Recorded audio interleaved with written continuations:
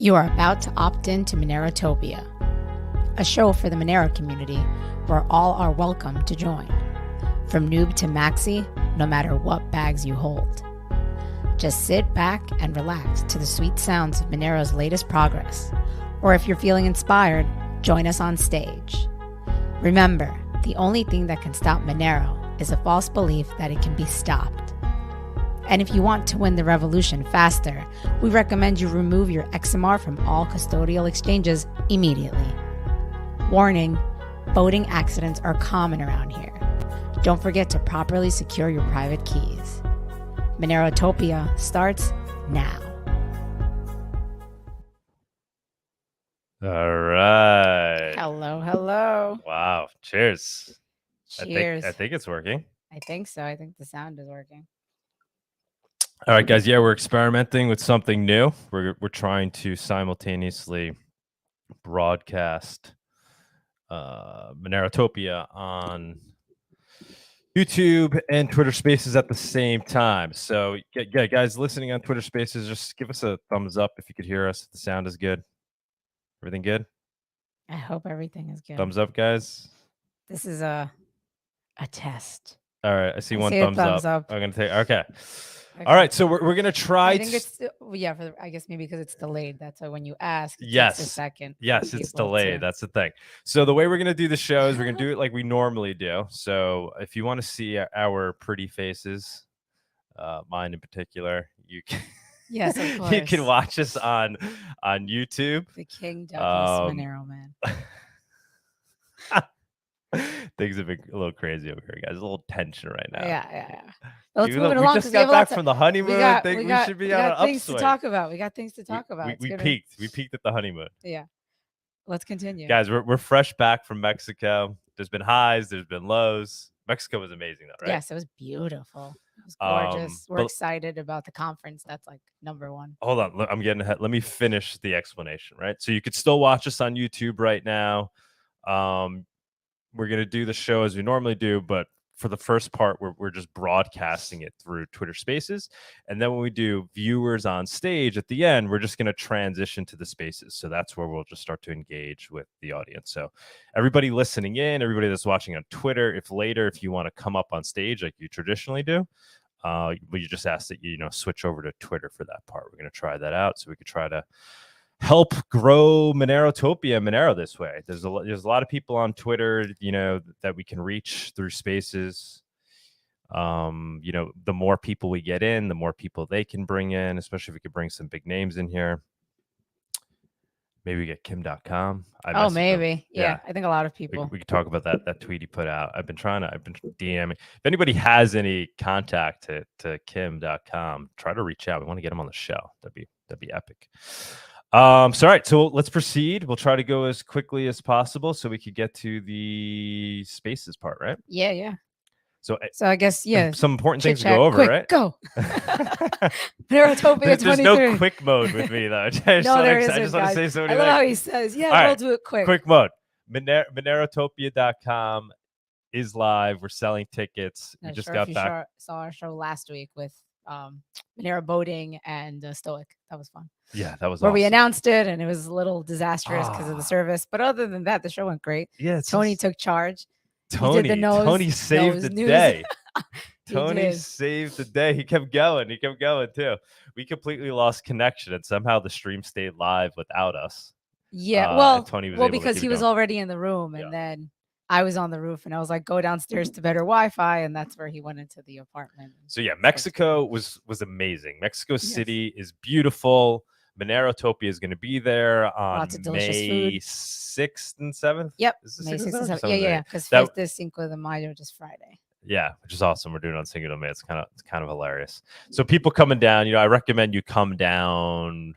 Maybe like show up Wednesday night or show up Thursday. Show up Thursday. Yeah. We'll hang out before the conference. We'll put something together for that. We could all meet at a bar or restaurant. And then, it'll be a two-day conference. It's going to be similar to the last Monerotopia in terms of basic vibe and format, but just, next level. Yeah. Next It's level. a really I hope. cool place. We're gonna have a Monero marketplace taking place there. So we're trying to partner up with a marketplace that already attends this venue. It's people that like locals that come in to sell all types of handmade things. And so we're going to work with them to have all of them accepting Monero during the conference. And they're going to be there for both days. And it's like a legit marketplace. Yeah. I think there'll be like mezcal vendors. If not, we have our own that we could bring. We met people in Mexico that do mezcal. Other places. We're gonna have it all. So that's gonna be the focus, like building a Monero circular economy. Actually, not just talking the talk, but walking the walk. So bring your Monero. You could buy, you could live off Monero that weekend at the conference. You could buy gifts and presents for your family and friends and bring it home. So that's going to be a big part of it. And then obviously we're going to have the talks. We're going to have the speakers. We're going to have a dome that's dedicated just to the talks. So people that have paid, that paid for a ticket, general admission or VIP will get in there. And that's what we'll be able to watch the talks live and then do Q&A. But then we're also going to have the talks basically being broadcast outside of the dome.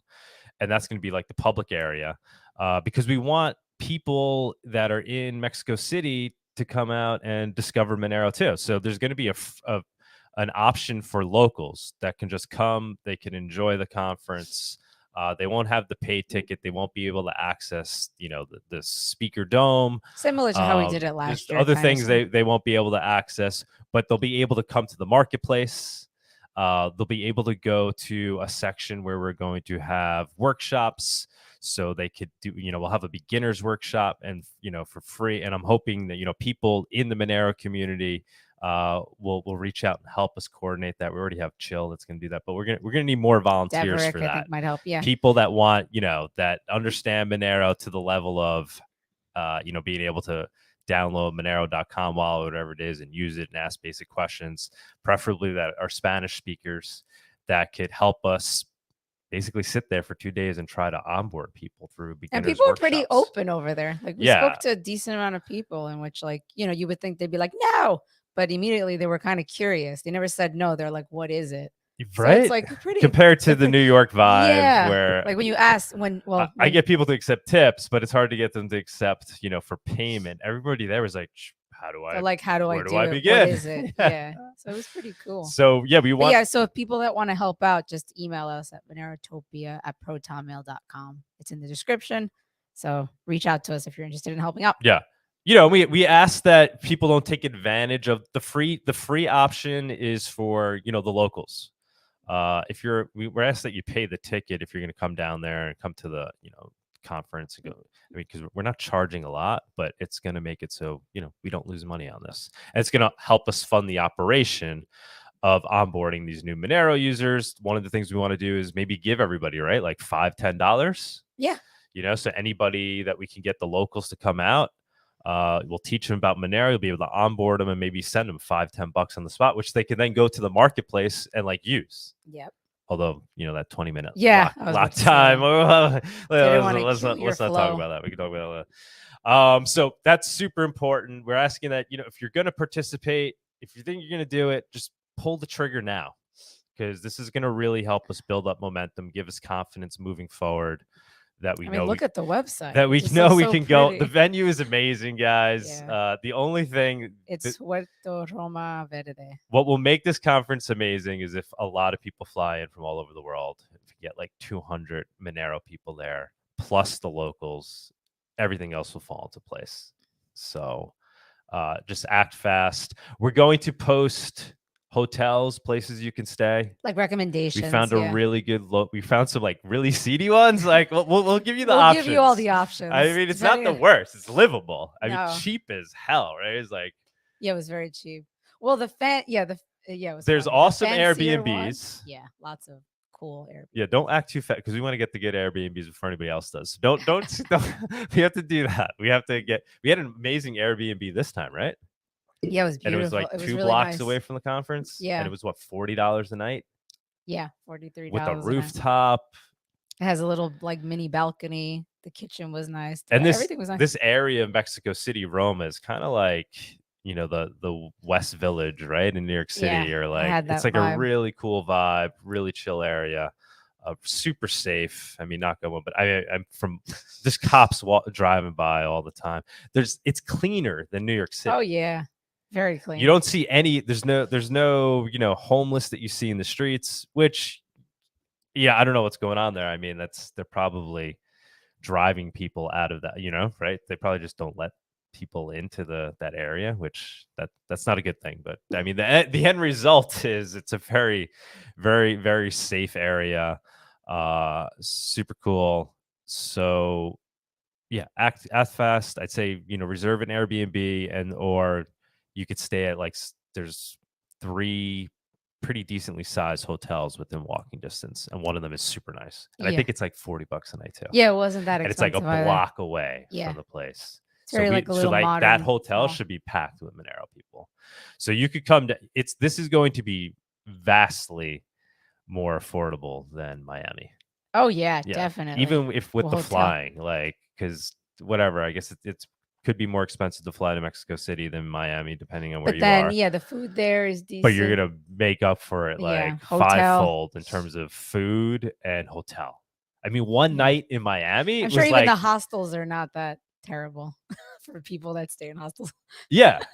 Compared to a Miami hostel, the hostel in Mexico City in that area, I could guarantee you is going to be nicer than a hostel in Miami.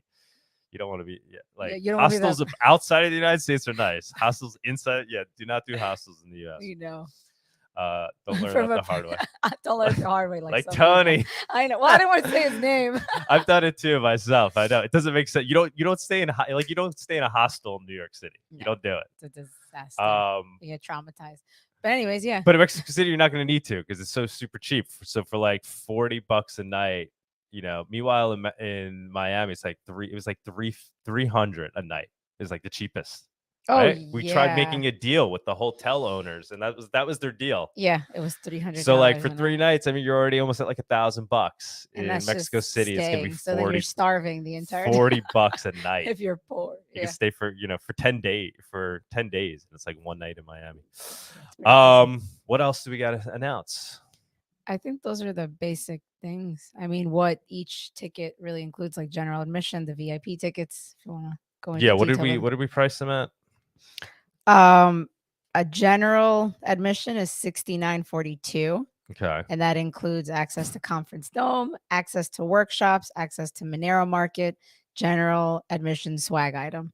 And then there's the Monerotopia VIP early bird access ticket for $169, and that includes access to Conference Dome, access to workshops, access to Monero Market, swag item, list items for VIP and general admission, drinks and treats, and dinner with speakers.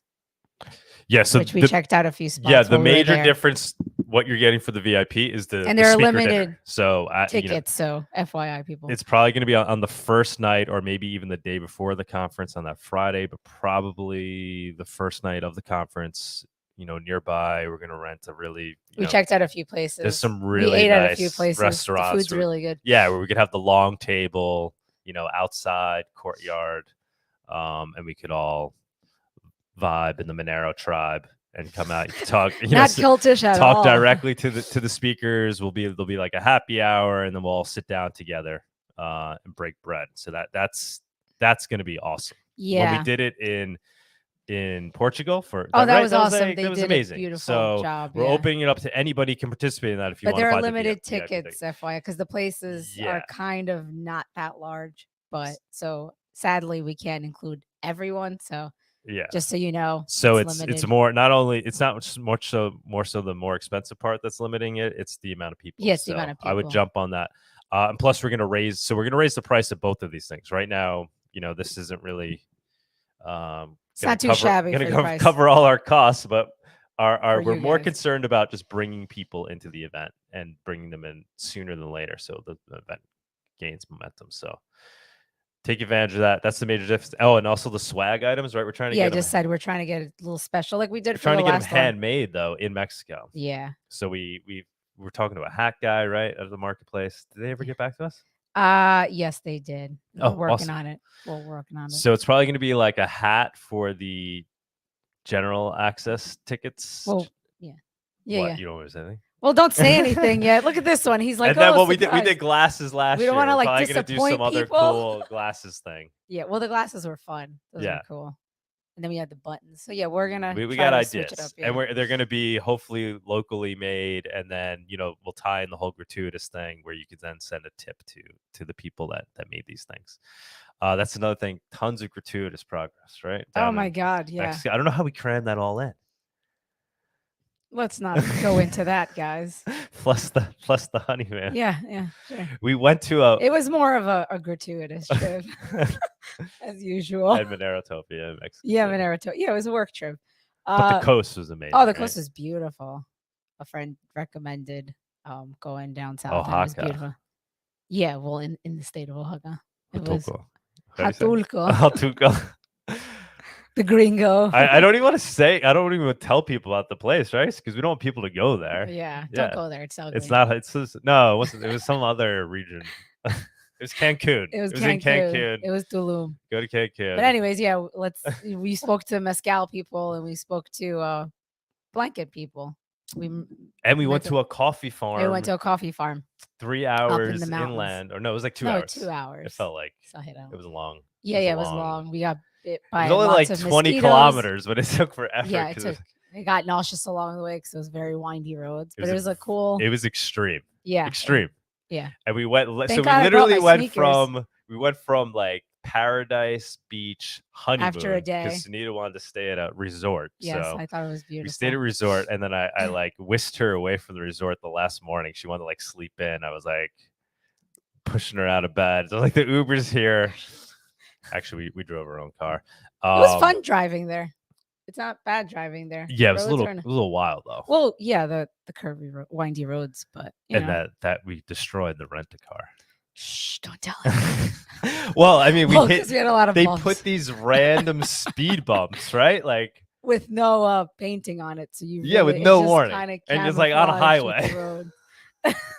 So we hit this. Oh my God, I felt bad for the car. I felt bad for, but we got used to it. We became Mexican locals. Well, kind of, obviously.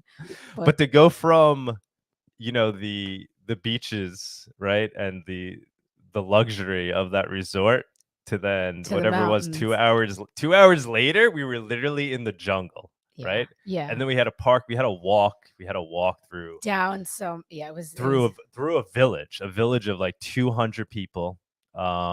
A little school with little kids. Like they were like, remember they were like chopping. They were chopping up a goat. They had just the goat. Killed a goat. They were hung out with for some dinner pigs. for the village. It was beautiful. Oh, it was gorgeous. It was beautiful. Well, the mosquitoes attacked us. We still have. But it was so like, I don't know, off the grid. The farm is organic. The guy's been running it himself. I mean, the whole village kind of participates in it. And there's like different, there's one uncle that runs like one part of the farm. Another one. The guy we're talking to claims to be the best among them, right? He was just very nice old man. It was his son. It was awesome. It was his son that we met. We met one of the sons on the beach. I bought a joint at the fancy hotel that we were staying actually at. A whole bunch of for Monero on the beach in the resort. And he then, we got to talk. We made friends with so many people. We made friends with all the help at the resort. Yeah. Well, they're all we then used that sweet people. And because we were tipping them all Monero, getting them all to download the wallet. And to do that, that's how we made the connection. So like there was, I don't know, it was pretty crazy that we trusted, right? Because we didn't know him. Yeah, well, that's what I said. Like, but yours truly over here, I was like, dude, we're gonna go into a car with this random stranger. He's like, obviously, it was good vibes. It wasn't. He was such a nice person. Yeah, his family. And we got to know him really well over the 2-hour drive, and it was funny. He was like witnessing our little bickering back and forth because Sunita was pretty pissed that I decided to, ruin a day of resort because we would have stayed at the resort for that whole day before we left. We were in a resort for a day, guys, but we left at like 7 in the morning to go to a coffee. Yeah. So but he was a very nice guy. We show up. He has a beautiful breakfast. His parents made this amazing breakfast for us with all like low, literally from their backyard there on the hill. They live on a hill, like some pork dish, and it was delicious. They literally all live on this like mountaintop.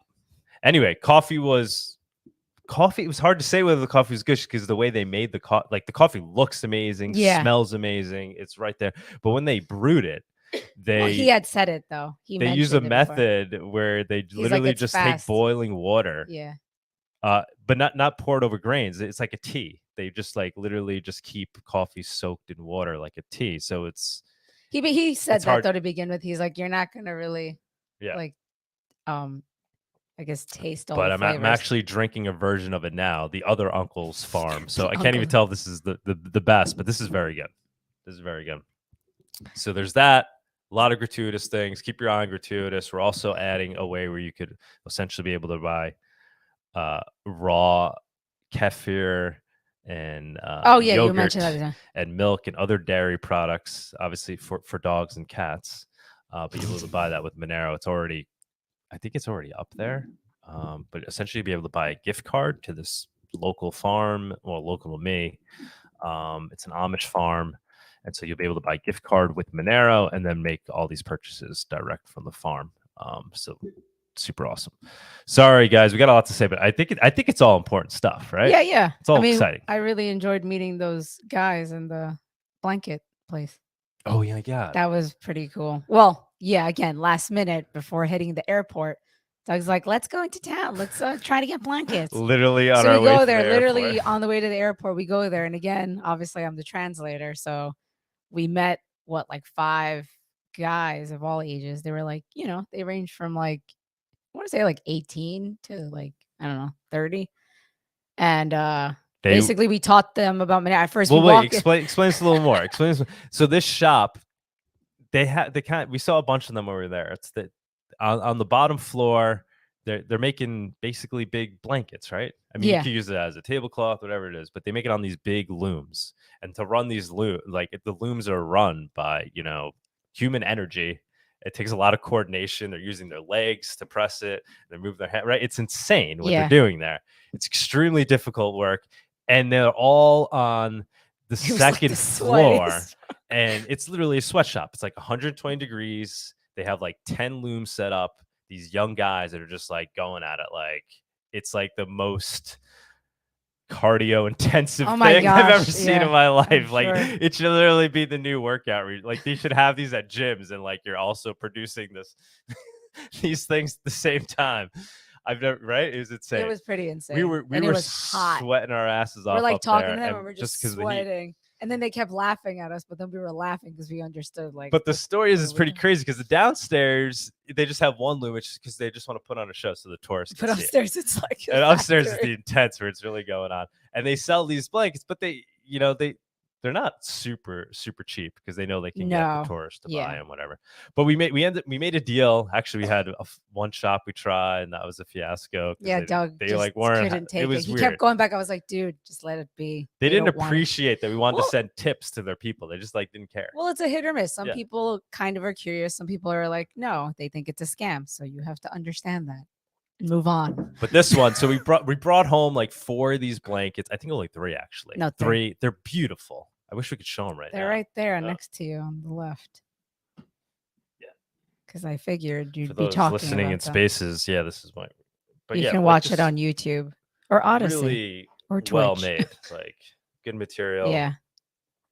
And like the other way around. Put it backwards. Like this is a sexy beach blanket right here. Sexy. Right? It is pretty. I love it. I don't know. We like going to and it's not that big too. So it's like or you can use it as a, tablecloth, whatever it is. Anyway, we got 3 of them.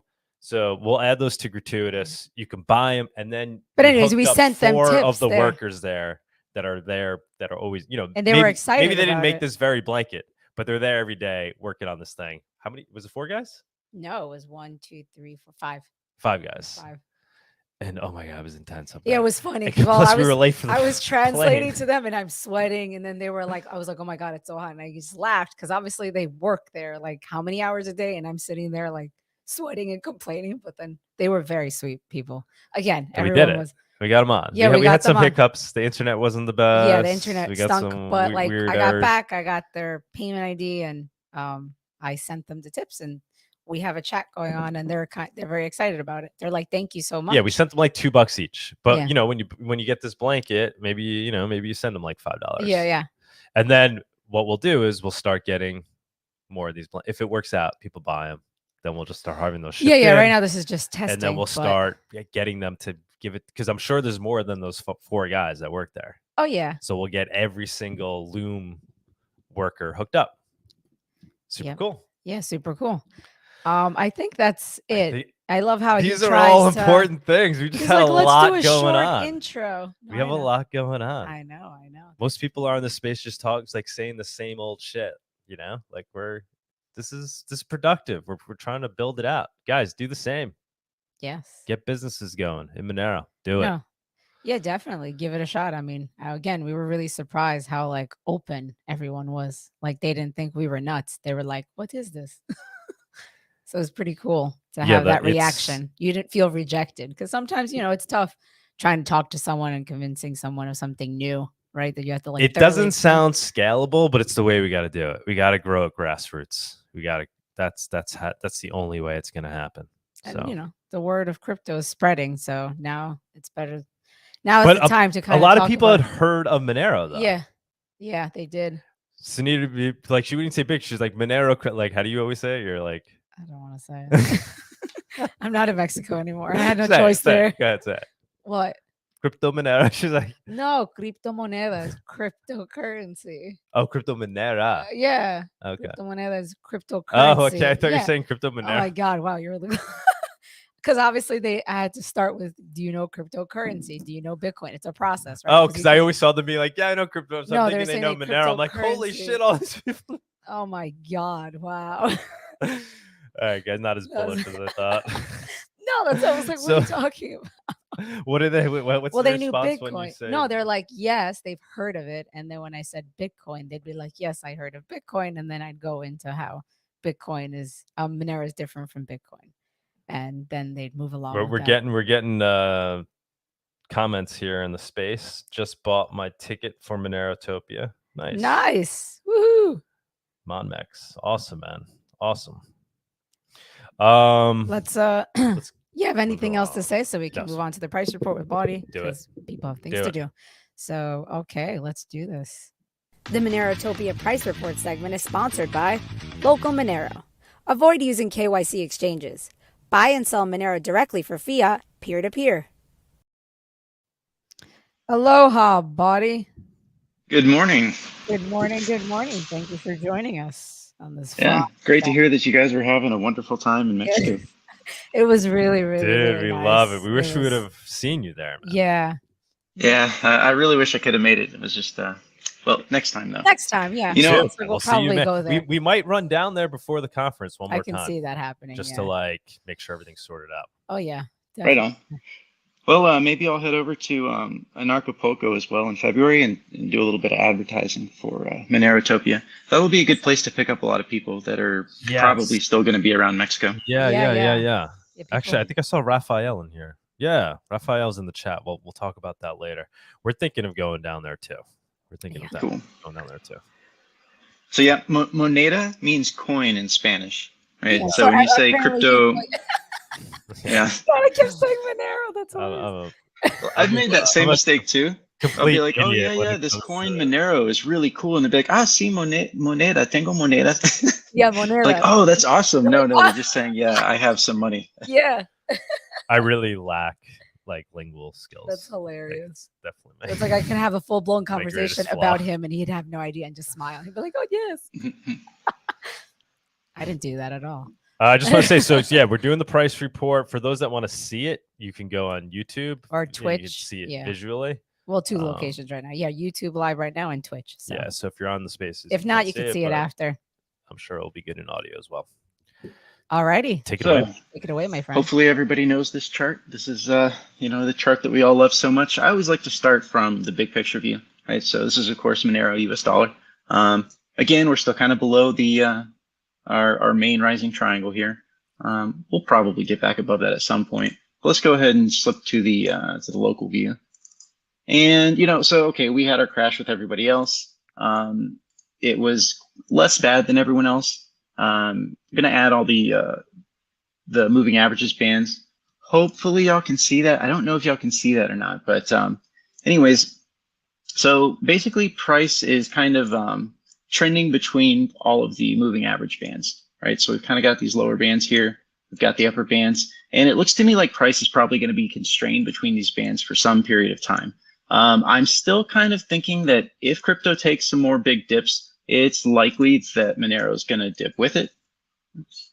You know, maybe we'll come back down here and test this band some more. Perhaps we could wick down into that circle there. But again, overall, I mean, if you haven't sold your stack at this point, it's really too late to do it. Whether it's Bitcoin, the only coin that you would, the only coins you would really want to sell are the ones that are, on the ropes here, right? Like Solana and FTT and probably ADA and some of those other ones. Now the ratio is what, everyone's probably looking at the ratio, and it's wonderful. Now there's something that I do want to point out, and that is the nature of how we broke out through this descending triangle. So you can see that, we had this very long sort of downsloping resistance. And you can see that it took us like 2 months to break through that. Now, normally when you break through something like this, it basically just goes up. But, we've got some negative pressures out there from people that don't want to see Monero's price break out. But even so, we ultimately did break out of that. And this structure was very clearly a bullish structure. And it continues to be a bullish structure. So the reason that I point out all the troubles that we had here breaking through that resistance is because we're encountering something very similar right here. So, we did make a nice break this past week, punching up through that resistance, but there might be some overhead resistance coming in soon, right? Getting into the 0.085 area.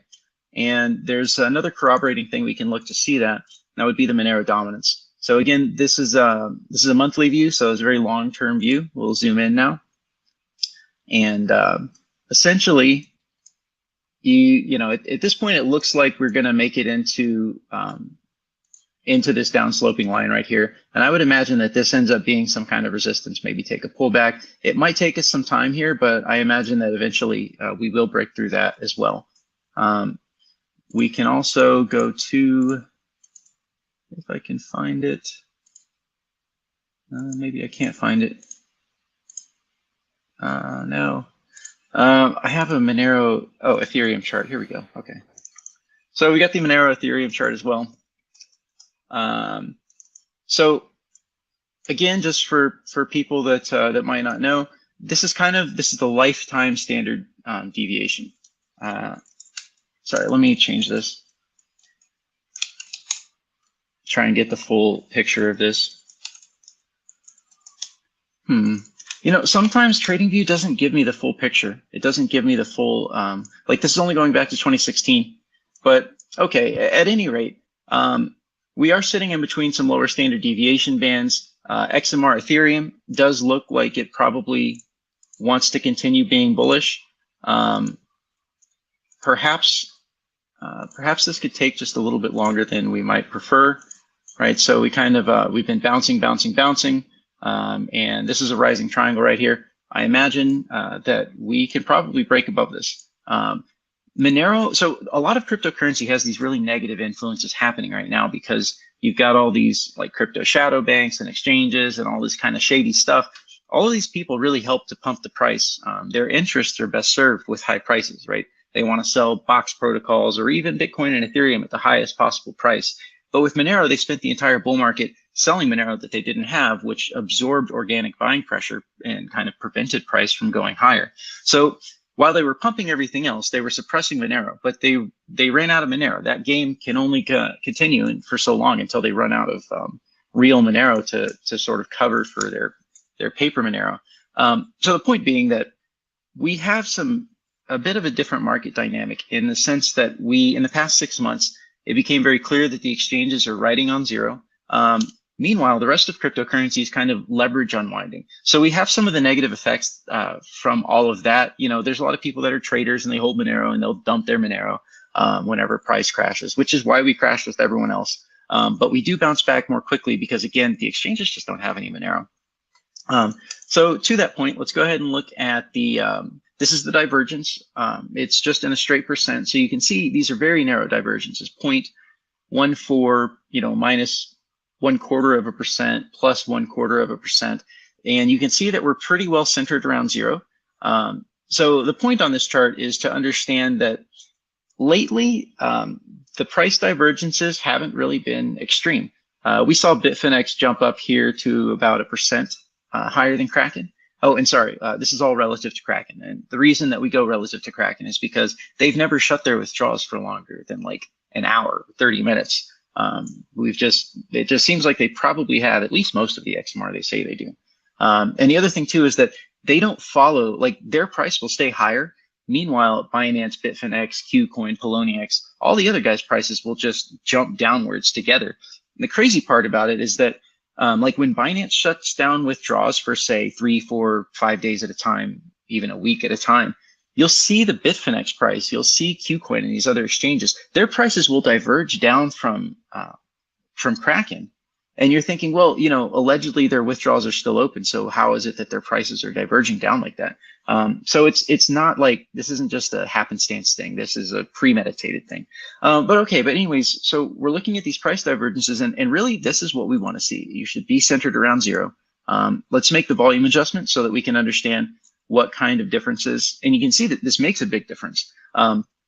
So recently you can see that Binance diverged their price downwards significantly, but that was after they had already sort of diverged their price upwards. These aren't really huge volumes either. So this isn't, this is really nothing to write home about. This right here, as we talked about last week, this was when crypto crashed in general. And whenever they bring the entire cryptocurrency market down, they just like to hit Monero harder, right? That's just one thing that they do. It's just a reality of playing in these markets. So that's what the price divergences look like. Nothing really too insane or nothing that's too negative. We could take a look at the longs and the shorts. You can see that we're still net short. Let me delete this. All right, so the white line here, the flat white line, that's the 0 point.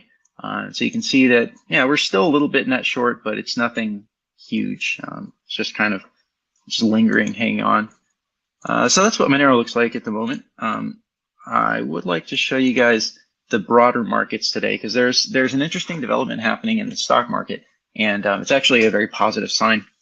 So you can see on the right here is the legend. So all of these colors represent a different major asset class. So when it says crypto, we're talking about the market cap of all crypto. We're talking about the market cap of gold, silver, and even like the aggregated market cap of all stocks and all bonds. Like the Wilshire 500 is what that index is called.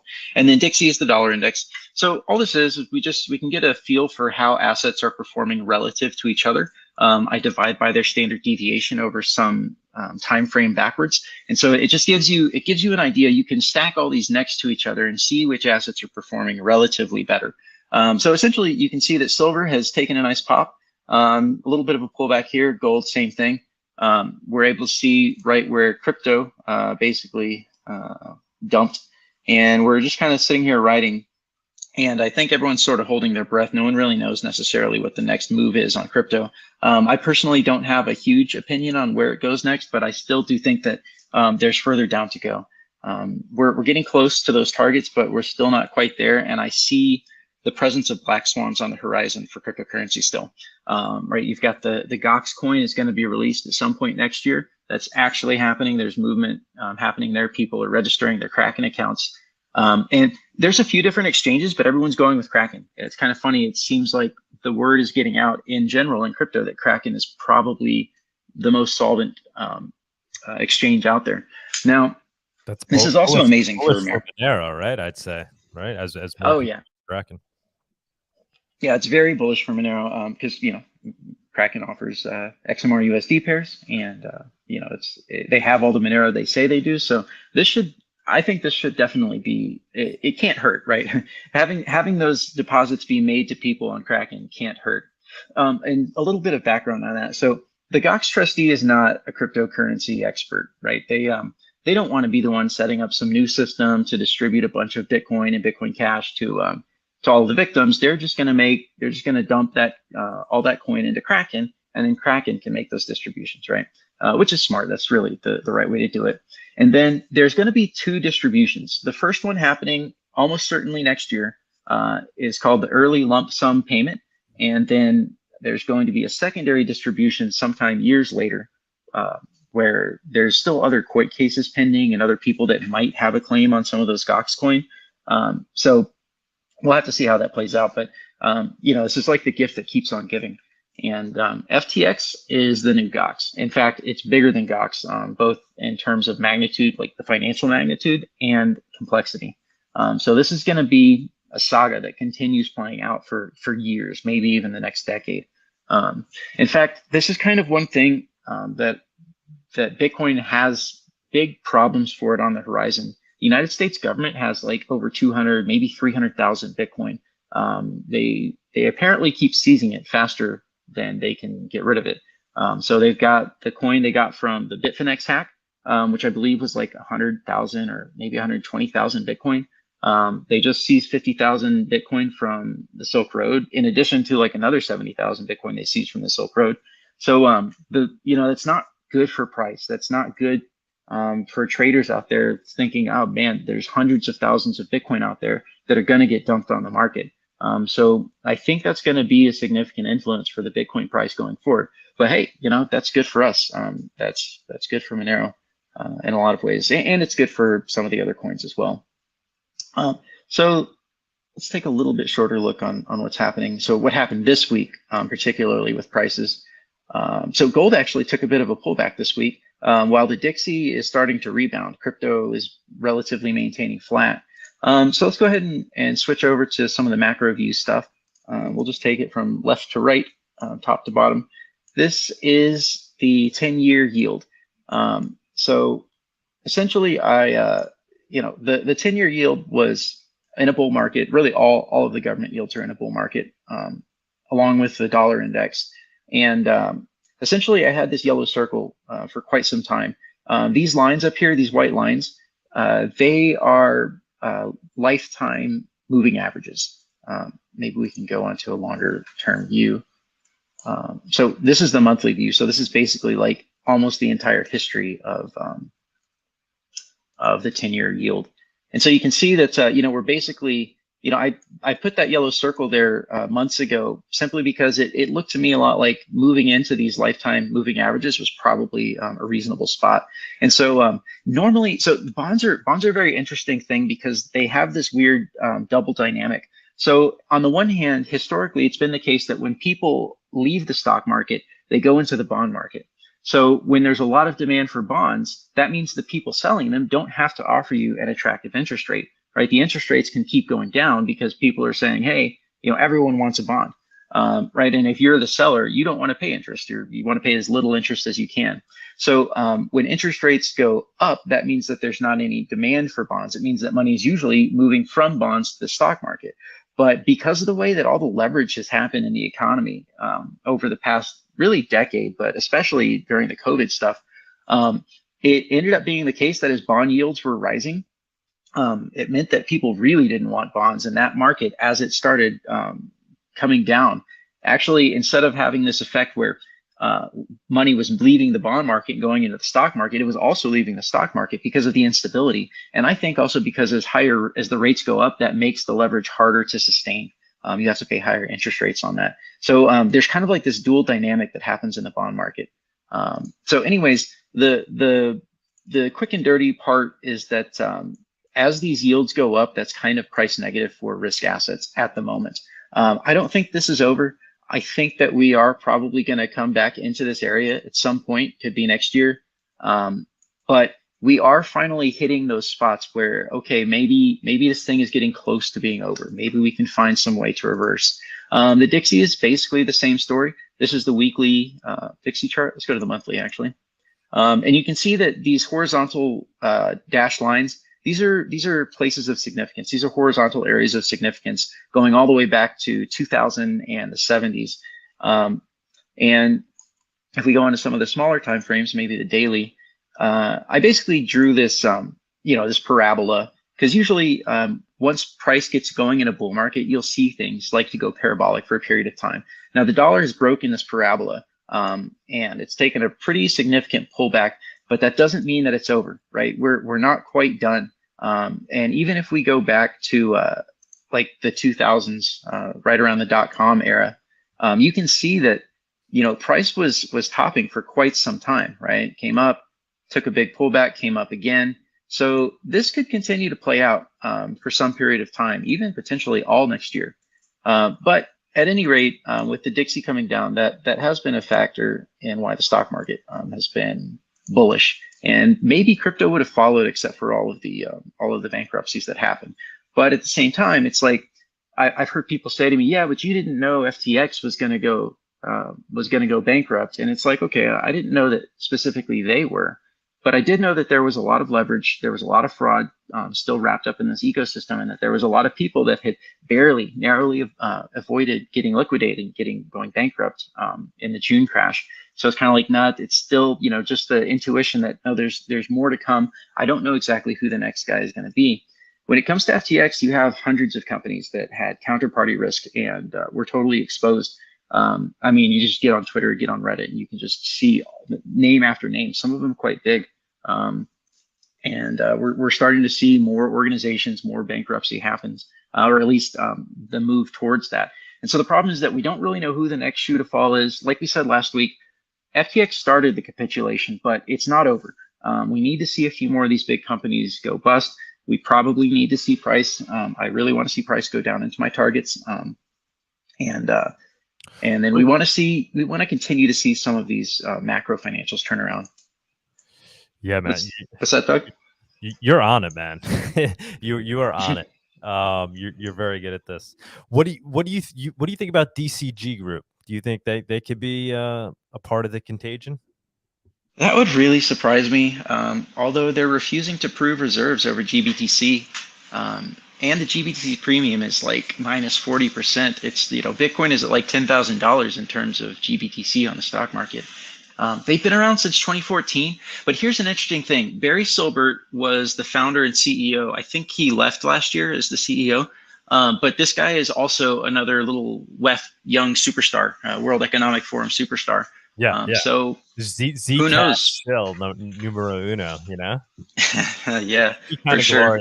Glorious, I mean, I hate to wish ill upon anybody, but I don't really like the guy. I met him in person at an event at Bloomberg.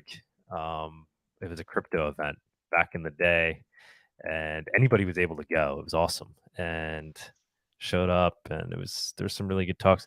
And Barry, he was there, and it was when I really first heard somebody pitch Bitcoin as being digital gold.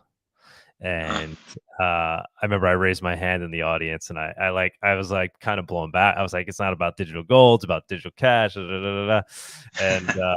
it was great. And then even off stage, I talked to him, and he just was not having it. You know, he didn't like it. But it was like, literally, for me, and I think that really was the advent of it. He really was the purveyor of that concept. I think it's so interesting how the narratives that won the day were all originated from people that have direct connections to like deep state type entities, Microsoft, Google, World Economic Forum, Bilderberg. Guys, right? Why is this is so obvious to us? How are other people not picking up on this? You know? Hey, you know, it wasn't until a year or two ago that I finally picked up on it. I was part of all the narratives, especially a lot of the Bitcoin maximalism narratives. I didn't like the religious overtones that were forming, so that gave me some suspicion. But I was pitching a lot of those same narratives myself for quite some time. So hopefully we can reach some people and make them or convince them to reconsider some of those narratives. What do you think, man? Do you think they ultimately still win the war, or are they going to get toppled? Because that's really what it's coming down, right? It's like an information war, which is ultimately. Yeah, I think. It's a long game, right? It's a long war, and I see there's a lot of fundamental changes happening right now. It seems to me like Ethereum could very well be the pivot. Bitcoin has these negative price events on its horizon. Dominance keeps going down. The big thing is stable coins, right? And so if we think about it, like the power that these guys have originates from their ability to control the currency. Gold has already been a reserve asset for a very long time, and it hasn't stopped them from running their fiat schemes. So if you turn Bitcoin or crypto into digital gold or just a gambler's game, then where's the digital freedom money? Where's the actual currency that we need to transact peer to peer, from person to person, without their middlemen in the way? The whole reason that they made gold a reserve asset and then started the fiat system was so that they could put their middlemen, banks and credit card companies, right in the way of free commerce. So I think we win. Spot on. Said so well. Go ahead. Sorry, keep going. So I think ultimately, it's just a long game. It's slow and steady wins the race. We're just gonna keep making advances. I see so many more people on Twitter, on Reddit, and I see a lot more upvotes and shares on Twitter Monero content now. So that's a really good sign, and I think that's just going to continue. So I just got a few more things to show you guys here. This is the reverse repos. Now, if you remember, I've been saying that this represents latent economic energy. This is just cash that gets stored overnight with the Fed, and people get like a small percentage in return for doing that. But this is liquid cash. Like the people that have this money can get this money back quickly, and it's sitting at $2 trillion right now. And so what I've been saying is that like you can see our entrance into the bear market here as the reverse repo started going up back in especially 2022, but even all through 2021. So one thing that I want to see to be convinced that, hey, we're looking at the potential for a sustained bull market here is we want to see these reverse repos continue to come down over time. So that's just one. You only get this I think it's every day they report this, and it's this is a very big, broad picture kind of metric. It's not something you can look at like on a daily basis for intraday kind of cues. And then the thing that I really wanted to show you guys today was the stock market. So again, I always like to start with the broad picture. This is the NASDAQ going all the way back to its inception in the 80s. And you can see we essentially have this big parallel channel. It's a little bit more clear if you look at it on the weekly. I know it's probably kind of hard to see this over YouTube. I've noticed the resolution on YouTube doesn't always, it leaves something to be desired. But anyways, so this is the .com bubble. I was just a kid during that time, but the NASDAQ got way ahead of itself, came back into this channel, overperformed to the downside, but then regained the channel for a very long time. And then we've got the COVID, all the COVID nonsense. We went from the top of the channel all the way down during the March 2020 crash, back up, and then formed this rising wedge. We broke down from that. So you could probably see, let's see, that dashed yellow line is the pre-COVID highs. Right, so this is right before everything crashed. And it's kind of been my position that I want us to get back down into this area. This is just such a natural place for support to happen. That's an easy buy. That's at a minimum, it's an easy swing trade, but it could very well be the bottom. So we're making slightly lower lows all the way. We've got kind of like a nice little rebound. So those inflation numbers that came in 10 days ago, that really gave the market an impetus to go up. We've seen the prices of oil is falling a little bit. So as the market's looking at inflation, they say, well, okay, energy is going to be a big component of that. If the price of oil is dropping, then that means people should be able to provide products at a little bit cheaper prices. But ultimately, the inflation numbers came down a little bit, so the market was giddy. They really want to pump. But okay, the thing that I really wanted to show you today is the Z scores. So again, Z scores are like RSI. I have RSI here on the bottom. And maybe we'll look at the RSI as well in a second, but I do like Z scores better because they're statistically a more correct way of doing it. And the point is here is that we're looking at the formation of divergence, at least the potential for it. So this is momentum divergence, where essentially we are making lower lows, but the momentum is making higher lows. And I haven't looked at the RSI until just right now, but let's go ahead and take a look at it and see if it says the same thing. The answer is yes. So again, we're forming this kind of long-term divergence. Now, to me, the dream scenario, the thing that I would love to see, I want to see this market pull back, drop down right into this area, and then we would see RSI pull down and make another higher low. And then from there, that's kind of like, that would be the last signal that I would want to see. I would get long crypto. I would get long, the stock market, my meager 401k. I would probably just YOLO that into some kind of maybe 3x NDX or 3x S&P 500. Oops. So yeah, this is actually a really good sign. This is the kind of stuff you want to see for being convinced that some kind of big turnaround is happening, is about to happen. So still though, there could be another lower low. Like the stock market could take another big tumble. I think that would be the ideal scenario to give us the completion of this bullish RSI, bullish momentum divergence. And again, obviously my view being that I would like to see Bitcoin make it down into my target, the regression analysis target. And those are just easy buy points. Like we can just YOLO your money back into the markets and probably sit pretty for at least a few months going into next year. So yeah, that's where I see the markets are at right now. It's scary out there. There's still more bankruptcies, but there really is big opportunities coming up here. Do we see Monero hitting 0.02 BTC by Monerotopia? Let's see. I mean, ultimately, yes. Can you make it happen? We got to take 0.02. So 0.02 would be right here. Let's make that line a little bit more prominent. All right, so there's 0.02. I guess is that where they bought? Is that your ratio buy-in point? Have you been hodling all this time? No, I like that number. Okay, so I mean, yeah, ultimately we could. There's a lot of places. There's a lot of places that we have to get ahead of first, right? So that's a spot. This right here is a spot. We're getting pretty close to it, right around the 0.09 area. Right, these are all levels that are going to be important, just horizontal areas of significance. It's a long road to get back there. Now, maybe it happens all at once. Maybe this Gox getting dropped onto Kraken, maybe even 1% of them decide that they're going to buy Monero with that. And that could be like that would be significant, especially in the face of Binance and all these other exchanges being almost totally out of Monero. If people get onto Kraken and then just clean out their order books, and it really doesn't take that much Bitcoin to do it, we could really see a big price explosion next year. I think people are really going to wake up to the idea of if you're going to use an exchange, you might as well withdraw via Monero, even if you ultimately want to get back into Bitcoin again. And I think once people do that, they'll be like, you know what, I'll just keep some Monero. People are really becoming more cognizant of the fact that their transactions are getting traced, I think.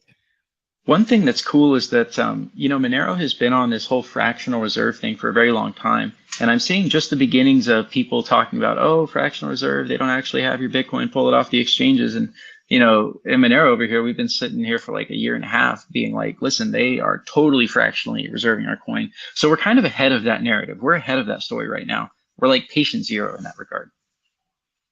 Yeah, been there, done that. Yeah. So, we've got the whole sort of social infrastructure very aware, like everyone in Monero, most people in Monero are very aware of this problem. And, so we've got the tweets, we've got the posts going back for a long time now, where it's like, hey, we've been warning about this. We've been trying to help people about this. So that can only be a good thing for us. Yeah, we're more immune to it because we're just not on as many exchanges, right? And the exchange we're on, the major one we're on is Kraken, which there appears to be some trust there. Hopefully, they'll be providing a way of verifying soon, right? You see that happening soon? I don't know. I didn't hear anything from Kraken that they were intending to do that. I would like to see them release some view keys.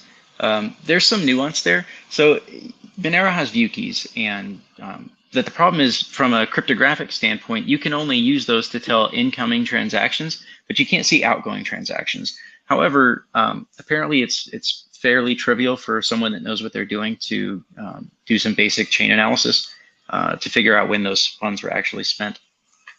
Yeah, I mean, is anybody working on a proof of funds for Monero, like easy, like a way for exchanges to easily implement something like that if they wanted to, beyond just view keys, something that would actually prove funds?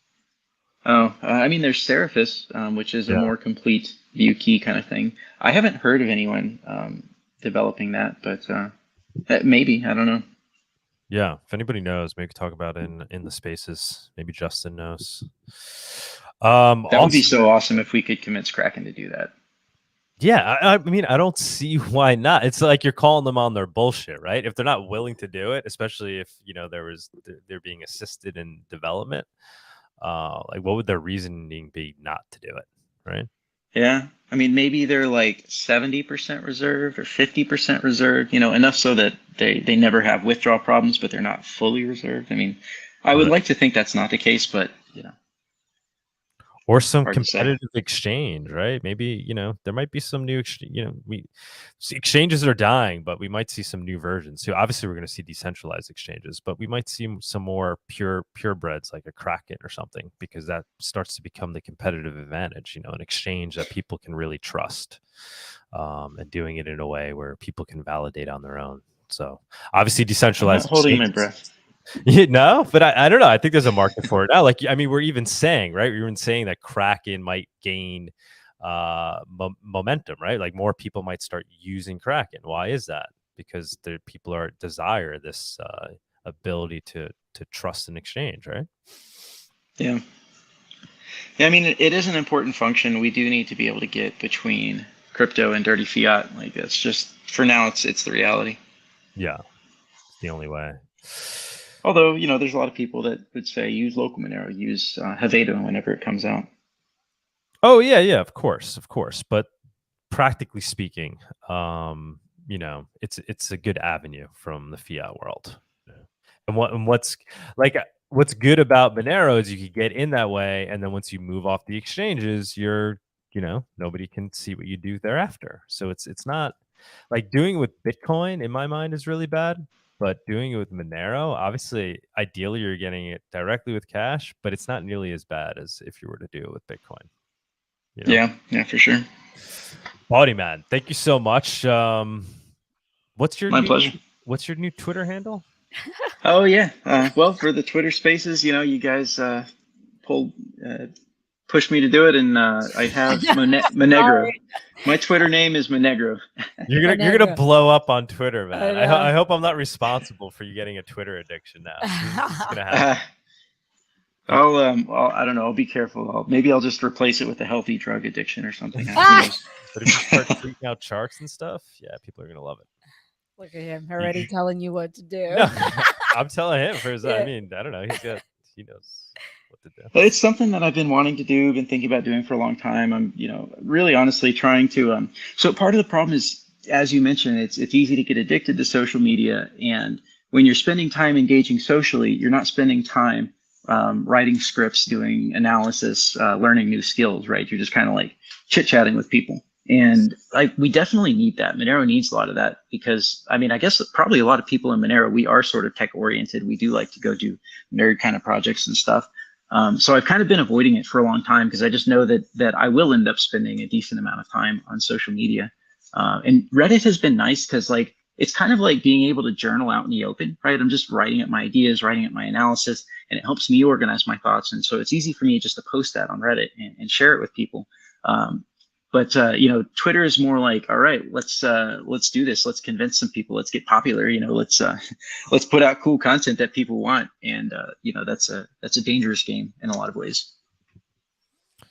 Agreed, man. Yeah, I don't know. Maybe I'd rather have you doing the technical stuff. I don't want to you wasting your brain power on Twitter.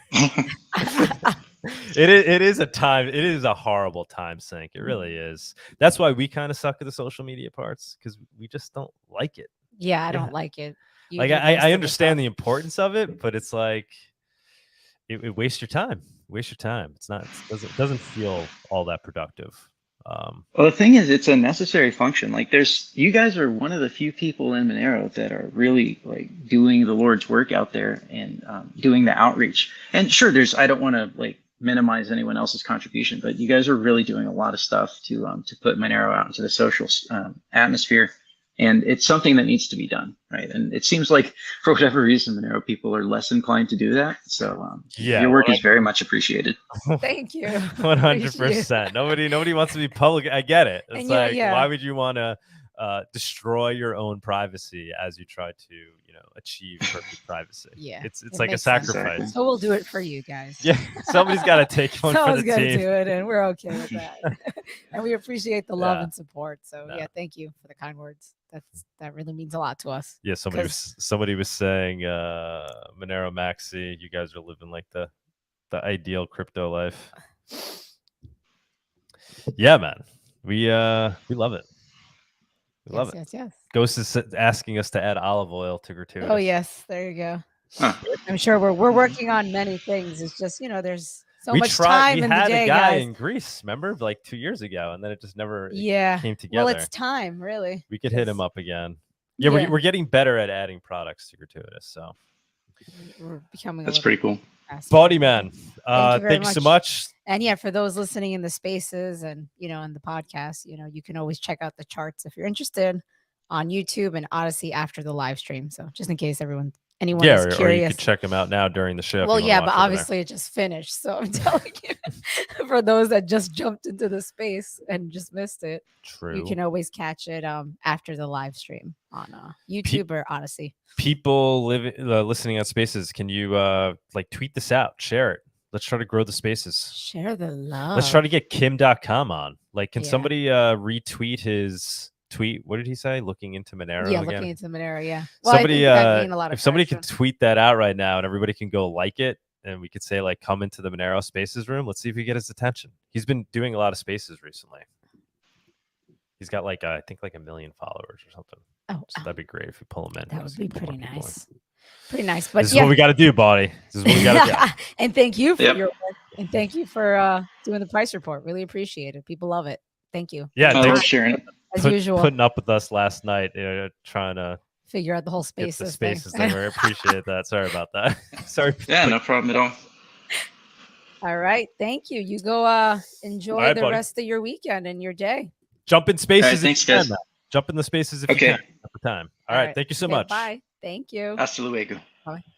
All righty. So let's move on to the weekly news segment. Let's do this. And now for our weekly news segment. Hey guys. Hey, we're doing it, man. So far, so good. Don't jinx it. So far, so good. So I actually, Kim.com tweeted something, and then I tweeted the space in the comments. Yeah. So hopefully he's going to see it. But we know he has time because he's been on those spaces for I would wake up, see him in the space, go to sleep, and he's still in the space. I don't know how people do that. And he's got Monero on his mind. Big time. He does. So if not this time, hopefully, eventually we will get him on. I DM'd him 2 days ago. No response. He probably gets 1 billion DMs. Yeah. Oh yeah. DM. No, I try to whenever he's posting something and it's 2 minutes ago, I'm instantly trying to see, hey, you want to hop on? Hey, I know. I see you writing. Do you want to share your screen? Because I don't see it here. Yeah. So let's get into it. For the people watching on Twitter, you can join on YouTube if you do want to see the news, the visuals. If not, you can hop on after and see it.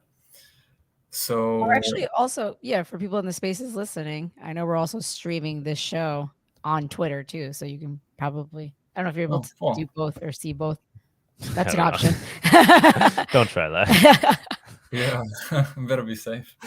Can you see my screen? Oh, you have to. Yeah, there you go. Okay, good. But yeah, so happy Saturday, everybody. It's weekend. Make sure that you make sure that you share, so that everybody can see the news and price report and the show. But other than that, let's get into it. I actually just saw this a few moments ago, and it caught my attention because it's absolutely insane. So Canada is going to mandate psychiatric medication for those that refuse mRNA injections or any kind of vaccination. What? Yeah. Is that real?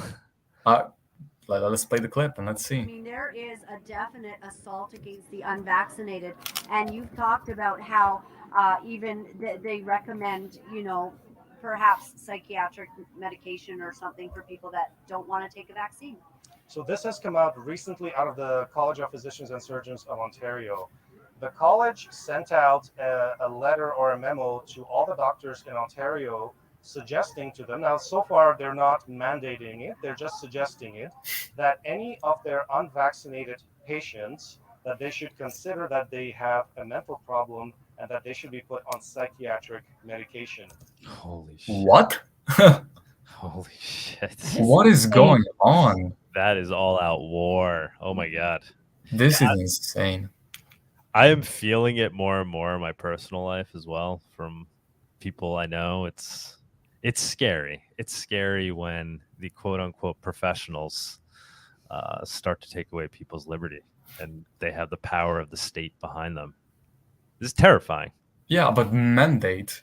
Like, are you serious? Like, mandating that? Are you serious? Like, this is insane. As you were playing that, I was just waiting for Chris Sky to come busting through the back wall, grab the microphone. We may have to get Chris Sky back on the show. I don't know if we can win him over again. It's a shame. I always liked the guy. And the fact that he turned up then didn't like me, I was like, dude.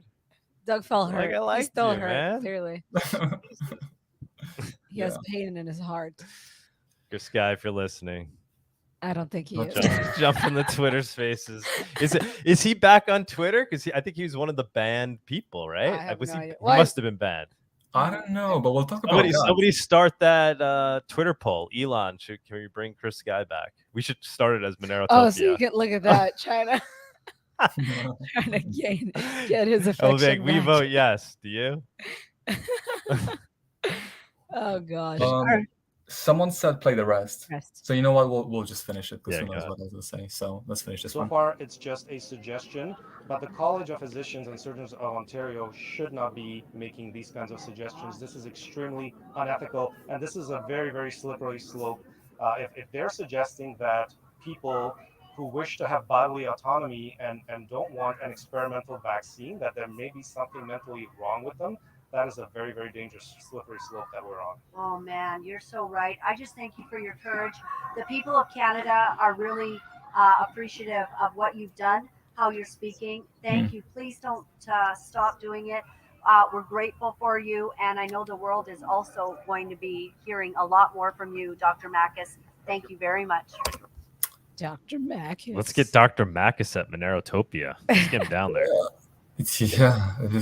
Wow, that's crazy. Damn. I saw this like a couple minutes ago before the show. It's insane. I literally can't keep up with the New World Order news.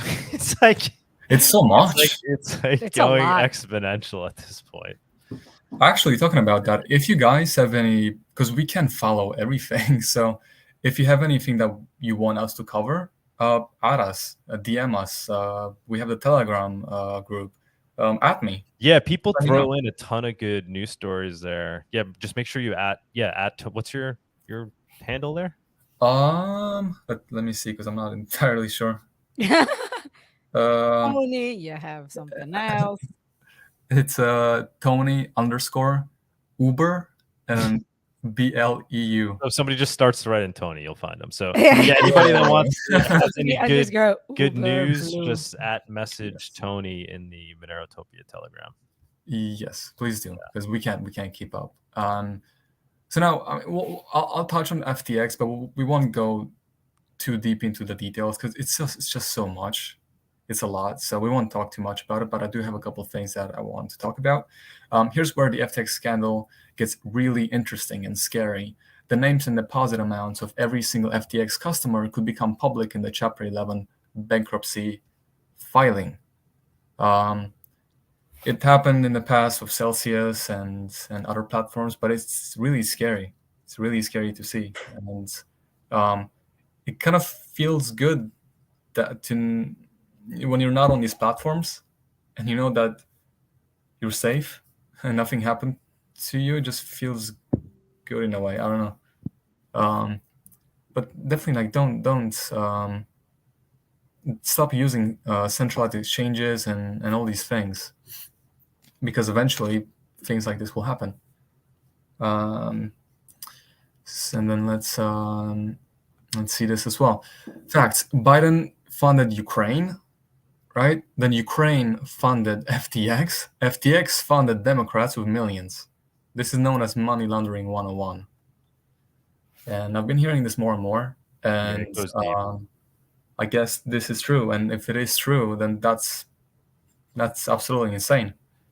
Yeah, I mean, I remember I was following this pretty closely because I have a friend who's actually a family friend that works for the Democratic Party, and she always knew that I was very much into crypto. And I remember she came to me. This is long time ago when he first started to make these donations. She's like, "Hey, do you know who this Sam Bankman guy is?" I'm thinking, is that the FTX guy?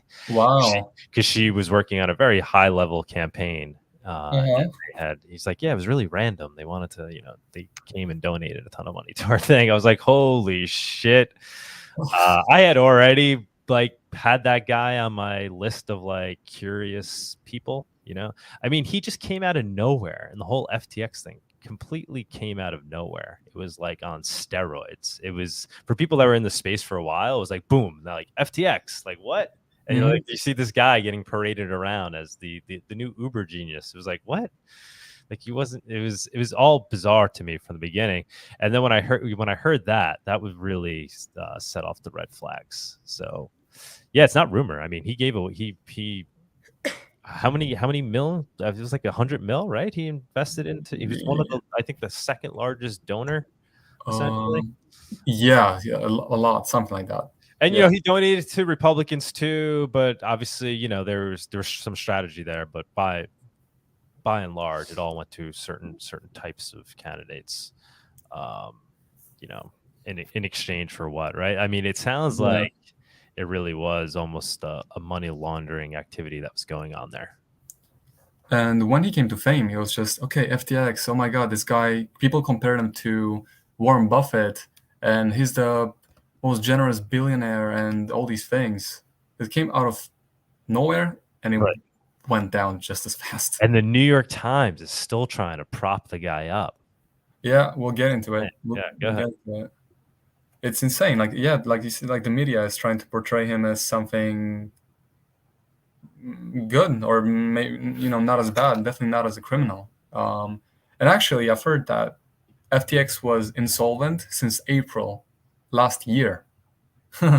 So it's crazy. But so Biden gave loads of money to Ukraine, who gave loads of money to FTX, who gave loads of money to Democrats. Sounds like a potentially massive scandal. The media will have absolutely no interest in covering, which is true. Yeah, he was the second donor only to Soros. Around 50 million he donated. By large margin. Wow, that's crazy. Sam Bankman-Fried donated hundreds of millions of dollars stolen from FTX customers to politicians and related organizations. The New York Times, Washington Post, and Reuters are now whitewashing his actions which have ruined millions of lives. Propaganda and corruption in action. Sam Bankman-Fried did financial system a favor. Before FTX collapsed, founder poured millions into pandemic prevention. How Sam Bankman-Fried's FTX crypto empire collapsed. But I don't see any criminal in the titles. They're not going to say that. They're even going to be Caroline the Queen. The Queen. Oh my God! Fake charity nerd, the girl behind the FTX collapse. She's a math whiz who loves Harry Potter, French political philosophy, and taking big risks. She doesn't believe in stop losses, by the way. She doesn't. She's not a believer in that. Queen Caroline. I didn't read this article. It's kind of don't want to go down. She's and also. So wait, is the whole sex tape thing real? Is that real? No, I thought that was a joke. Is that a joke or is that real? Okay, so anybody comment that knows? I thought that was fake. I just can't keep up with this stuff. I don't know what's real or fake anymore. Okay, so for the guys that hopped on hoping that we'll watch it together, we won't. I'm sorry. You can get off the stream right now. Someone anonymous made a website, and they said that on November 18th, so that was yesterday, that they were going to release that alleged sex tape. But yesterday they rewrote the website and they said, "Oh, we didn't get as much attention as we wanted." Oh wait, which sketch. But I've seen people post some naked pool party picture. Yeah, I saw one. It was like all dudes and like 3 women who had their clothes on. It's like, yeah. I don't think that was it because it's just too funny. If that's the case, there's no way. Well, maybe it is. Maybe they don't need to take off their clothes. Yeah, Just kidding. Like, what's the kinkiness to it? I don't know, man. I don't know what's going on in this world. It's yeah. It's Anyways, moving Go on. ahead, Tony. Keep going. Move on to the next one. okay. But yeah, this article talks about her and the things that she's done, and it doesn't. She ran Almeida or whatever it was, right? Yeah, she did. And actually, it's kind of funny because when they put her in that position, she said that she was kind of, and I read this in an article, she was kind of worried because she was gonna be made to take giant decisions that she wasn't ready to take. And she didn't have to do that in the position that she has before. So she was put in a position that she couldn't really handle, obviously. Yeah. And she said there are a lot of people who are very smart but aren't good necessarily at the messy world of trading, especially crypto. Caroline Ellison. That sucks, Yeah, playing with people's money is not a joke. It's we could talk about this endlessly, honestly. But Yeah, and it's really not. It's the same old story. It's the same as Mount God. It's just the different characters. It's I hate people that actually had money on there. I feel really bad for them, but it's I know people. Literally the same old story. This is nothing new. So it's just a bigger. It might be the biggest one we ever do see. Right, but this might be peak idiocy in terms of people getting wiped out on an exchange like this. I don't know. Maybe it would have to be like a Coinbase goes down or something, but I don't really see that happening. So this might be peak idiocy, and then people start to understand and move away from decentralized exchanges. Mm-hmm. Peak when it comes to not only that, but all the drugs and all the things that they've been doing. So the package altogether, and the Democrats and Ukraine, yeah. It's like nothing. The greed. Oh my God. Crazy. Keep going, Tony. Keep going. Yeah, but talking about crazy, Cardano is going to release their own private blockchain. And let's hear what he has to say about Monero and Zcash. Looked at Monero and Zcash and all these other things, and we're like, fuck those guys. We could do so much better. Fuck those guys, right? Fuck those Monero people. Fuck those Zcashers. People have been actually commenting like, all right, we'll see Midnight Project in 2028 because they're not known for delivering projects necessarily fast. But the thing, and then the Monero Twitter came out pretty strong against it. They did. Do you have some of those tweets? But listen, how can you say that? How can you be on stage and say, fuck those guys? What? Yeah, what's up with that? How can you say that? So, but the reason why the Monero Twitter came so hard on them, and I am too, and everybody else, is because, so Cardano is launching a new privacy blockchain and token, okay? Charles Hoskinson, CEO of the firm that's behind Cardano, says the network will strive to preserve privacy while giving access to regulators and auditors. So backdoor. Yeah, this is why people don't like it. Yeah.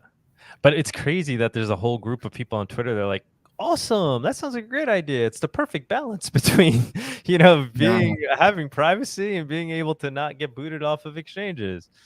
Like, so, forget what I said before about peak idiocy being reached. It's just like the sheeple are just, it's greed. It's greed. It's mostly greed.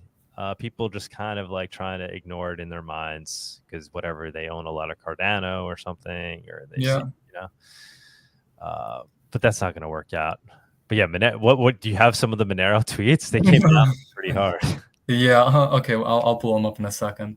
But what I do want to mention, so the firm behind the Cardano blockchain, Input Output Global, is releasing a new privacy-focused blockchain called Midnight and a token called Dust to accompany the new network. Now, I'm not sure if the name Dust for the privacy token is because of like, oh, there's dust and you can see who's behind it, or that is gonna go to dust. It's gonna be either one of the two. But it goes into details and how they needed something different, something that is not so complicated, and we came up with Midnight. For the people that are on Twitter Space, I'm showing the Midnight website right now. It says, designed for developers, built for humanity.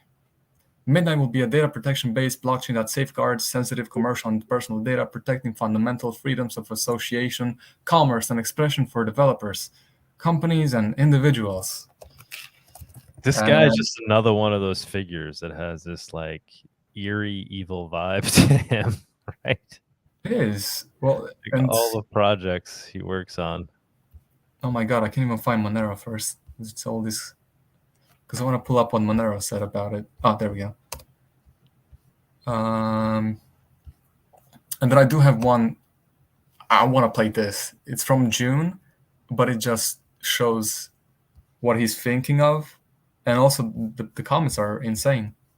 But we'll play this in a second. Let's go back to Monero. The Monero.com Twitter has been tweeting a lot more, I think, right? Looks like somebody new took over the Twitter there. Yeah. I think it's in a.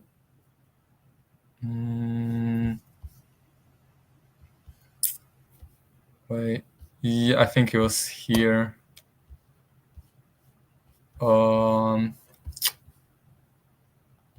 This means nothing. I'm sorry you were conned by marketing. I've seen it. Yeah. Whatever. Yeah. Whatever. Oh. They said backdoor specifically. Got to draw the line somewhere reasonable. Privacy. Anything with backdoor isn't a threat. What backdoor? Yeah. So I mean, they've been public about it. But what I do want to play, I want to play just a tiny bit, like the first 30 seconds of this video, because he talks about crypto and how it should be regulated. So let's hear him talk about it. It's from June 23rd. Comments that any of you may have on of the 20,000 cryptos. There's an echo. How you determine who. There's an echo? Yeah. Did I have this echo before?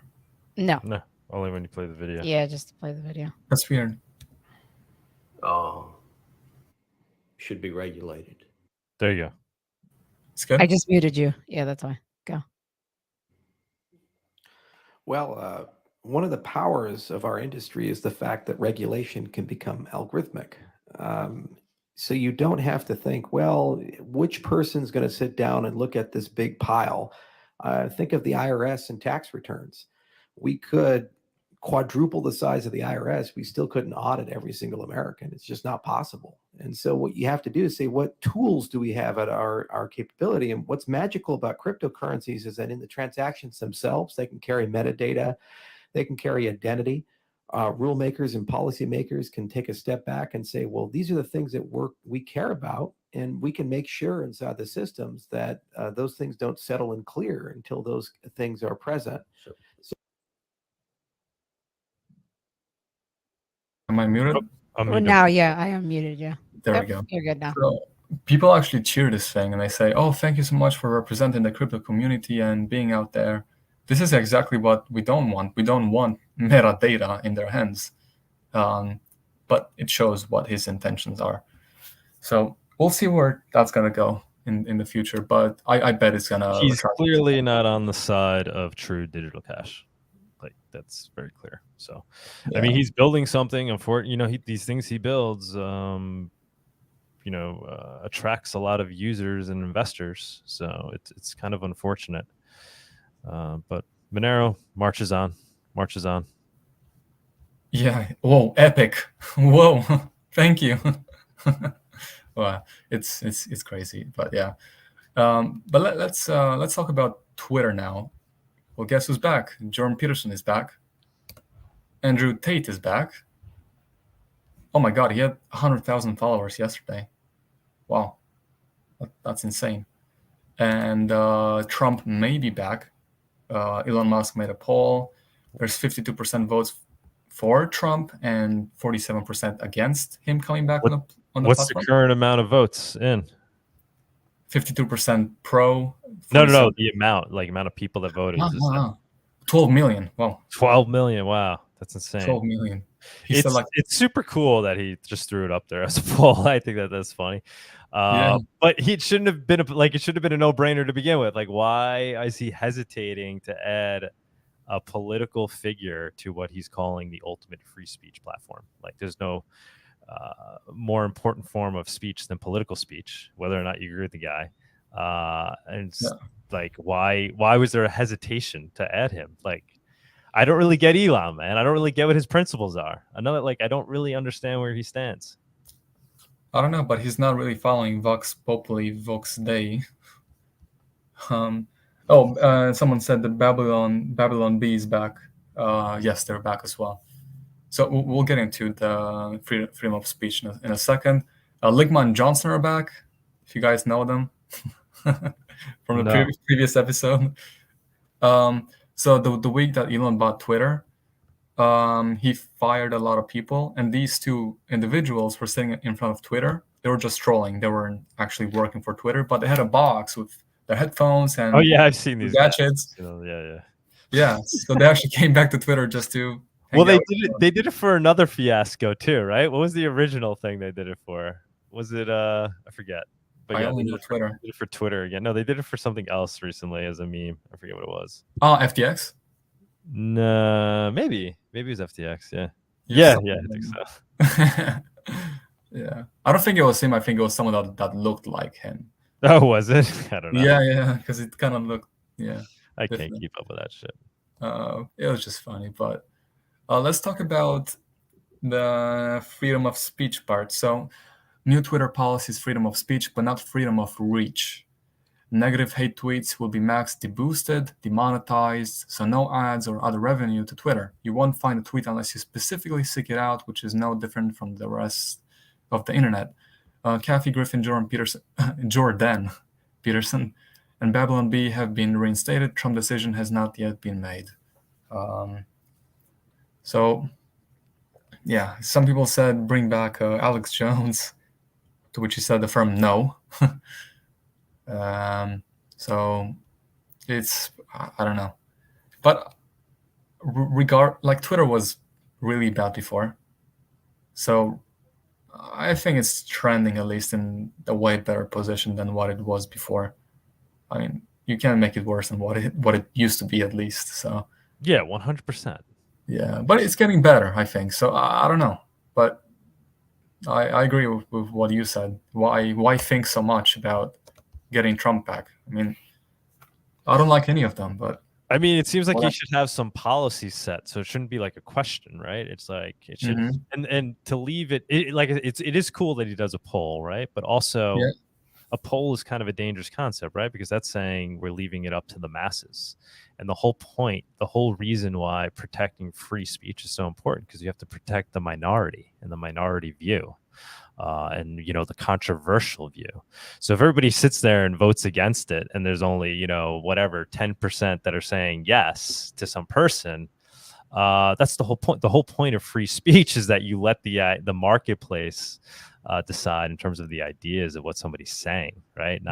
Not deleting the person themselves. So it's kind of the antithesis of free speech. He's saying let's leave it open to the majority to decide if this guy could even talk, as opposed to letting people put their ideas out there and then letting the free flow of the marketplace of ideas decide which ideas move forward and don't. And then the whole thing with freedom of speech versus freedom of reach, that's interesting. As long as, I mean, it sounds like, certain people will be punished in terms of reach. So it could effectively turn into the same thing. I don't know how they're doing that. That's interesting. So it's like you'll be able to be on here and tweet anything, but they'll dampen the effect of your reach if it's something that they for whatever reason believe it's something that shouldn't be spread, right? Yeah, I hope it's not gonna be Monero, because then we'll all get like one like, and that'll be from us. Right. It's like you're back to like, you have speech, but you're just nobody's ever gonna see your tweets. Yeah, you can talk, but to yourself. Dogecoin to the moon. Yeah, Doge to the moon. You can talk to yourself. So, and allegedly Twitter has never been as busy as it has been at 1 a.m. in this picture. So he's getting people back in the office, and that's him talking to this group of people about how they should buy Monero. He's an amazing CEO, this guy. He's insane. He runs so many companies also. It's crazy. But to see like the moves he's making at Twitter in real time, guys, amazing. Yeah, and he's having fun. Yeah. Also. But yeah, so, and Kim.com tweeted, having another look at Monero. When I first saw this, I thought he said have another look at Monero, but now I double read it again. And he said, no, having, like he's having another look at Monero, which is awesome. Now I've been waiting for this tweet for a long time. And how many likes did it get? Come on, Kim, almost 4K. Come on, Kim, like it's the top comment, I think. Come on, like just read it. Maybe he saw it, maybe. Would you say, hey, Kim, would you be interested in doing an episode of Monero Talk? Yeah. Yeah. I think maybe he saw it. Yeah. Who knows? Right now. Yeah, but it'll be cool if we'll get his attention at some point. I think so. I think so as well. But Justin tweeted something from Magic Grants. So he said, and I quote, "I'm extremely excited about this one. The Magic Monero Fund Committee listened to the community concerns about using GoFundMe, and they set up a completely FOSS crowdfunding platform to accept donations in XMR, Bitcoin, and credit/debit. I'm really proud. This website is a campaign donation tracker that works with Monero, Bitcoin, and credit/debit. So definitely go and check it out. It's so far there's 2. No, there's more projects. No, just 2 so far. So go check it out, donate, and post your own project and help in some way. Now I want to talk about TorChain and Monero. So Tor Maximalist tweeted, in my opinion, TorChain is one of the most important projects for humanity's freedom. The easy thing would be to walk away from crypto here. I took the decision to buckle my seatbelt and double down, moving all my nodes to bare metal ASAP. Monero is the missing puzzle piece. Now, Zimbabwe and Venezuela citizens lived under tyrannical regimes. Crypto adoption there is high. We need to use the spirit to get the infrastructure ready. When it's needed, DeFi will be here. So there's been talks about TorChain and Monero, and I don't know. Hopefully, we'll see that one day. Hopefully, I'm not sure. If not, that's a bit questionable, But I hope that we'll see it one day. Then I want to talk about an article from CoinDesk in regards to EU plans and privacy coins. So privacy-enhancing crypto coins could be banned under leaked EU plans. Crypto providers could be forbidden from touching the likes of Monero or Dash under proposed government amendments to anti-money laundering rules. So the thing is, Monero is already not on a lot of exchanges. So we'll see, even if it's in the talks currently. So we'll see if it ever is going to be mandated. And if it's going to, we'll see how it's going to actually affect Monero. But let's see a couple of things from the article. The plans from Czech officials who are chairing talks among EU governments on the proposed law would represent the latest nail in the coffin for anonymous means of payment following the new rules agreed over the summer. Credit institutions, financial institutions, and crypto asset service providers shall be prohibited from keeping an anonymity-enhancing coins, said a legislative draft seen by CoinDesk dated November 9th, which has been circulated to the bloc's other 26 member states for comment. The ban on privacy coins, which prevent snooping into blockchain activity, is intended to mirror one on anonymous instruments such as bearer shares and anonymous accounts that was included in the original bill proposal. Wait, they talk about, where was it? I saw it, but I'm not sure where it is. Oh yeah, in their parallel amendments to the bill, lawmakers at the European Parliament have zeroed in on the processing of dirty money via the metaverse, decentralized finance, and non-fungible tokens. The bill must be agreed by both the Council and the European Parliament to pass into law. So, oh yeah, and in August, the U.S. Treasury imposed sanctions on Ethereum-based privacy tool Tornado Cash, which is said was used to raise money for North Korea's weapons program. Well, the dollar was used for a lot of nefarious actions as well. So these are just excuses to just try to ban or minimize the usage of privacy coins, which we'll see how that's going to play out with Monero eventually, and what measures they're going to enforce after they see that.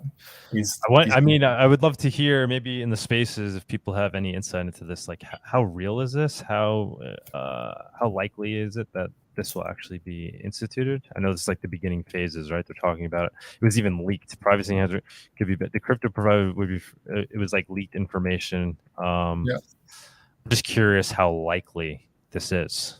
You know, do we have insight into that yet? Not that I've seen, no. But so we can talk about this more in the spaces. Yeah, not that I've seen. No. But no, not that I've seen. But now, let's talk about CBDC and what they really want to push. The New York Fed launches 12-week CBDC pilot program with major banks. Banking giants including BNY Mellon, Citi, US Bank, and Wells Fargo will be issuing tokens and settling transactions through simulated central bank reserves as part of the pilot. They're experimenting with it. They try to see if it's going to improve the speed, cost, and access to cross-border wholesale payments, which of course is going to be like, the system is horrible at the moment. If you try to send money across the world, it's horrible. It takes a couple days, high fees. You might not even be able to do it. So, of course, that this is a good solution. Just not there's CBDC. What I do like is when I say things as the following. Federal regulators in the United States have not reached any consensus on whether to launch a digital dollar in the country, but agencies and those in the private sector have been exploring the possibility. I like how they're playing the card of, we're not sure if it's going to happen, but we're playing with it. It kind of reminds me of Rishi Sunak and how the Prime Minister of Britain, and how he said that, you'll have your CBDC and then you have cash as well, so don't worry about it. We might take it away one day. Of course they will, but don't worry. And just like they say, don't worry about CBDC. We're just testing. It might not come out. Of course it's going to come out. It's just a play of words. And I hope that the day it will come, we'll see Monero back in the top 5, just as it used to be in 2016. And I'm showing a chart over here. Bitcoin was number 1, Ethereum number 2, Ripple was on the 3rd place, Litecoin 4th, and Monero on the 5th. And it was only $6.9 in 2016. So hopefully it's going to be top 5, maybe top 3, and at a way bigger price than $6 and what it is right now. Definitely, man. Definitely, for sure. Just going back, to the European Parliament trying to pass. It says the bill must be agreed by both the Council and the European Parliament to pass into law. Mm-hmm. Yeah, anybody that has insight into that, please jump on when we open it up. For sure. But other than that, that was it. That was the whole. That's all I had for this week. Again, the links are in the description. For the people that are on the Twitter space, make sure that you go on YouTube if you do want to see the visuals as well. If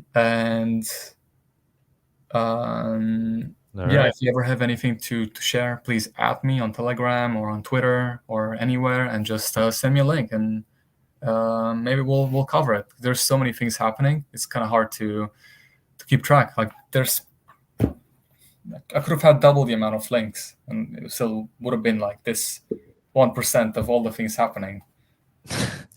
And endless news. It just slipped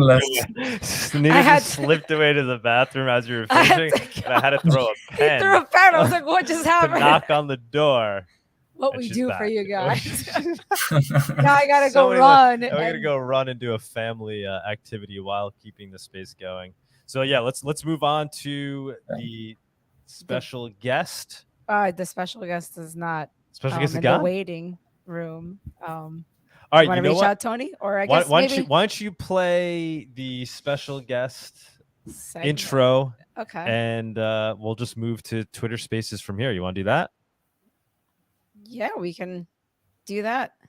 Let's since he's in Twitter Spaces. I believe he's in Twitter Spaces. Yes, he is. Yeah. Okay. Yeah. Eric, are you ready to go, man? Give us a heart if you're ready to go. A heart. I love how that sounds funny. A heart. Please give us a heart. Is he listening? I don't know. I hope so. Well, he requested to speak, so maybe. Not, sorry, guys. Bear with us because this is our first time. Oh, we got a thumbs up. Okay. All right, not a heart, but a thumbs up. It's going to be an interesting conversation with Eric here. All right, so let's put on the guest segment and we'll move on. The Monerotopia guest segment is sponsored by Cake Wallet. Store, send, receive, and exchange your Monero and Bitcoin safely on iOS and Android too. Cake Wallet is open source, and you always control your own keys. I'm gonna. All right, guys. So I'm gonna bear with us for a second as we put it on my computer. Let's see. Listen live. So we'll be listening to this right now. Hold on.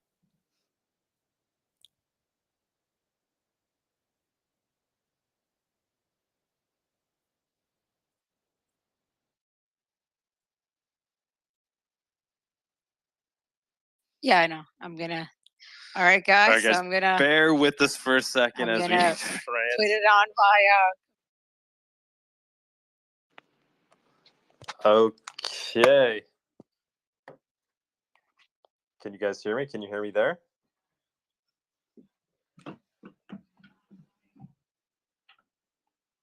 Can you guys hear me?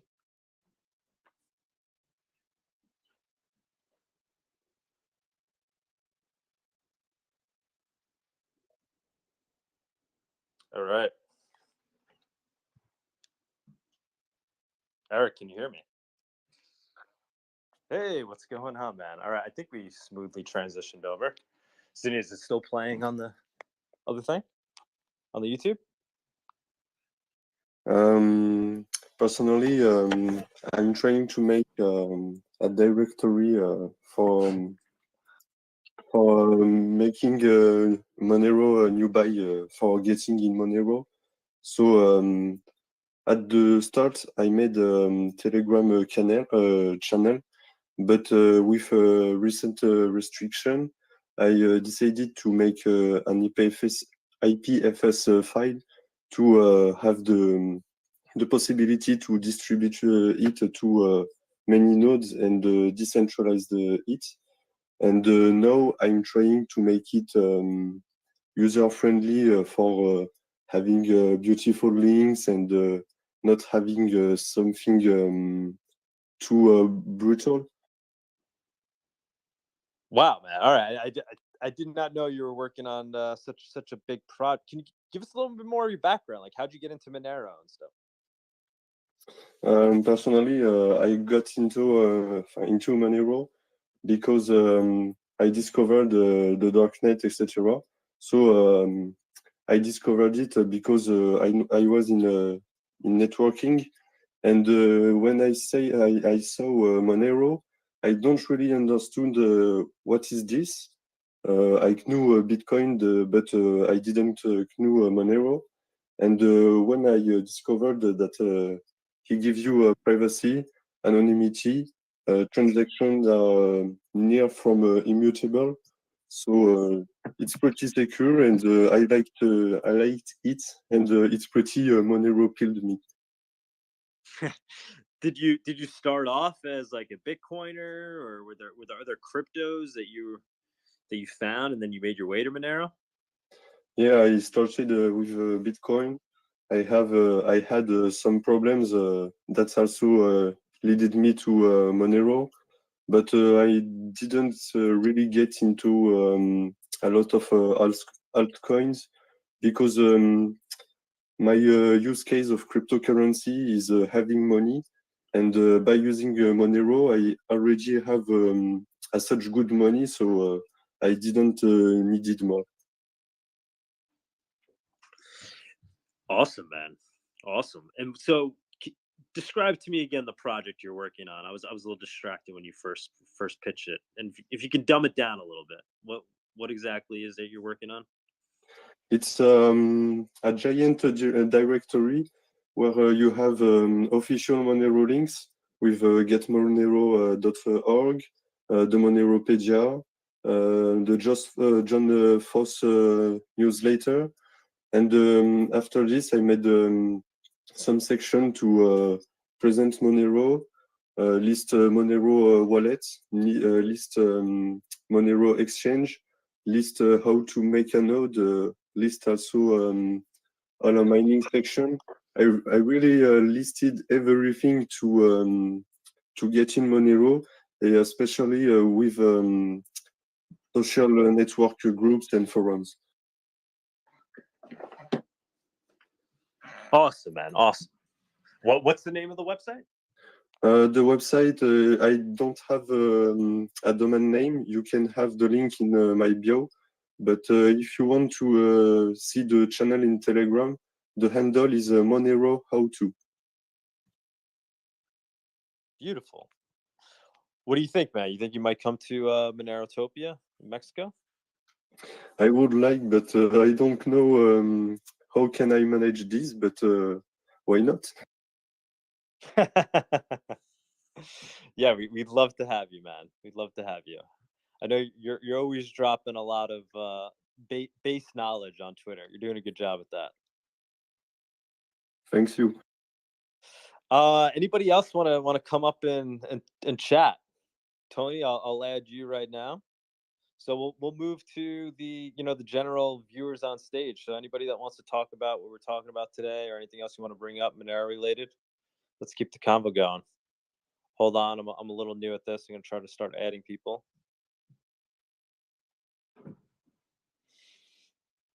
Tony, what's going on, man? Hello, can you hear me? Yep. Okay. We got good. you. Awesome. Gombat, let me add. Awesome. Gombat, I already sent you a request or whatever, gave you co-host access if you want to accept that. Awesome. Hey, I got other people. We got other people requesting here. X-Red, adding him. Awesome. Yeah, anybody else that wants to come on up? Anybody that has any info on, what the European Parliament was looking to pass? I'd love to get some insight into how, real that is, or likely. X-Red, what's going on?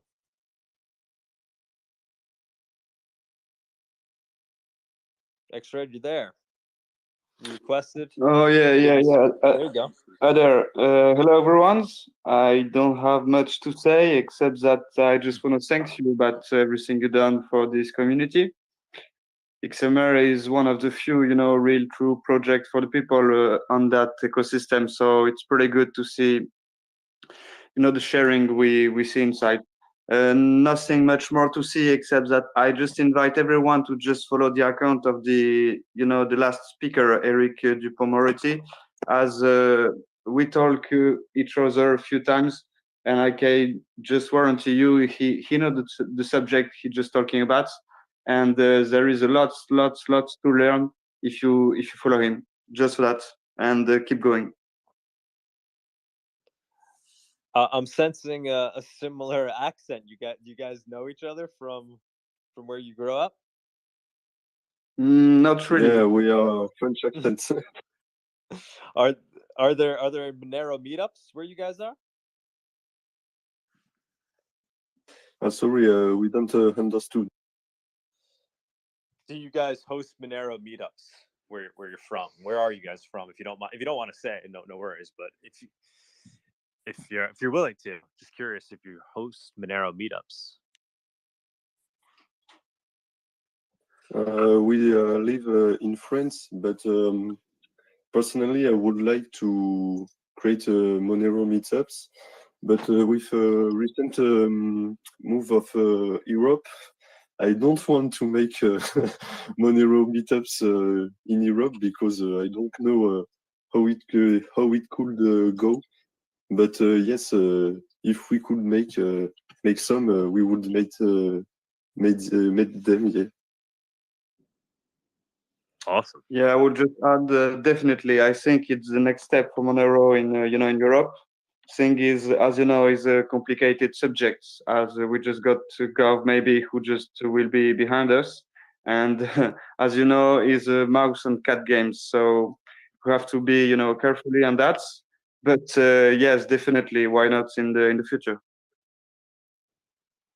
Well, also Monerotty, you want to tell the people about our little project with the stickers?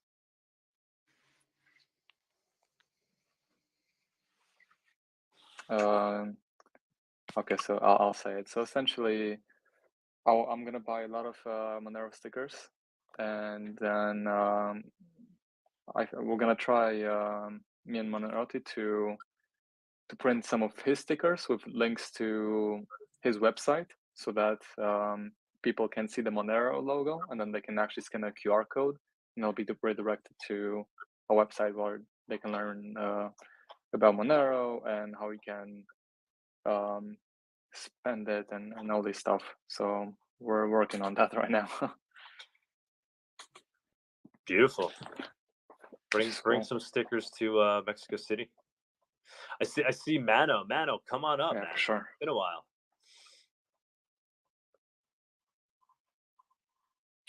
Mano You got BTC. You requested to speak. What's going on, man? Hello guys, yeah, I just want to ask you just a little question.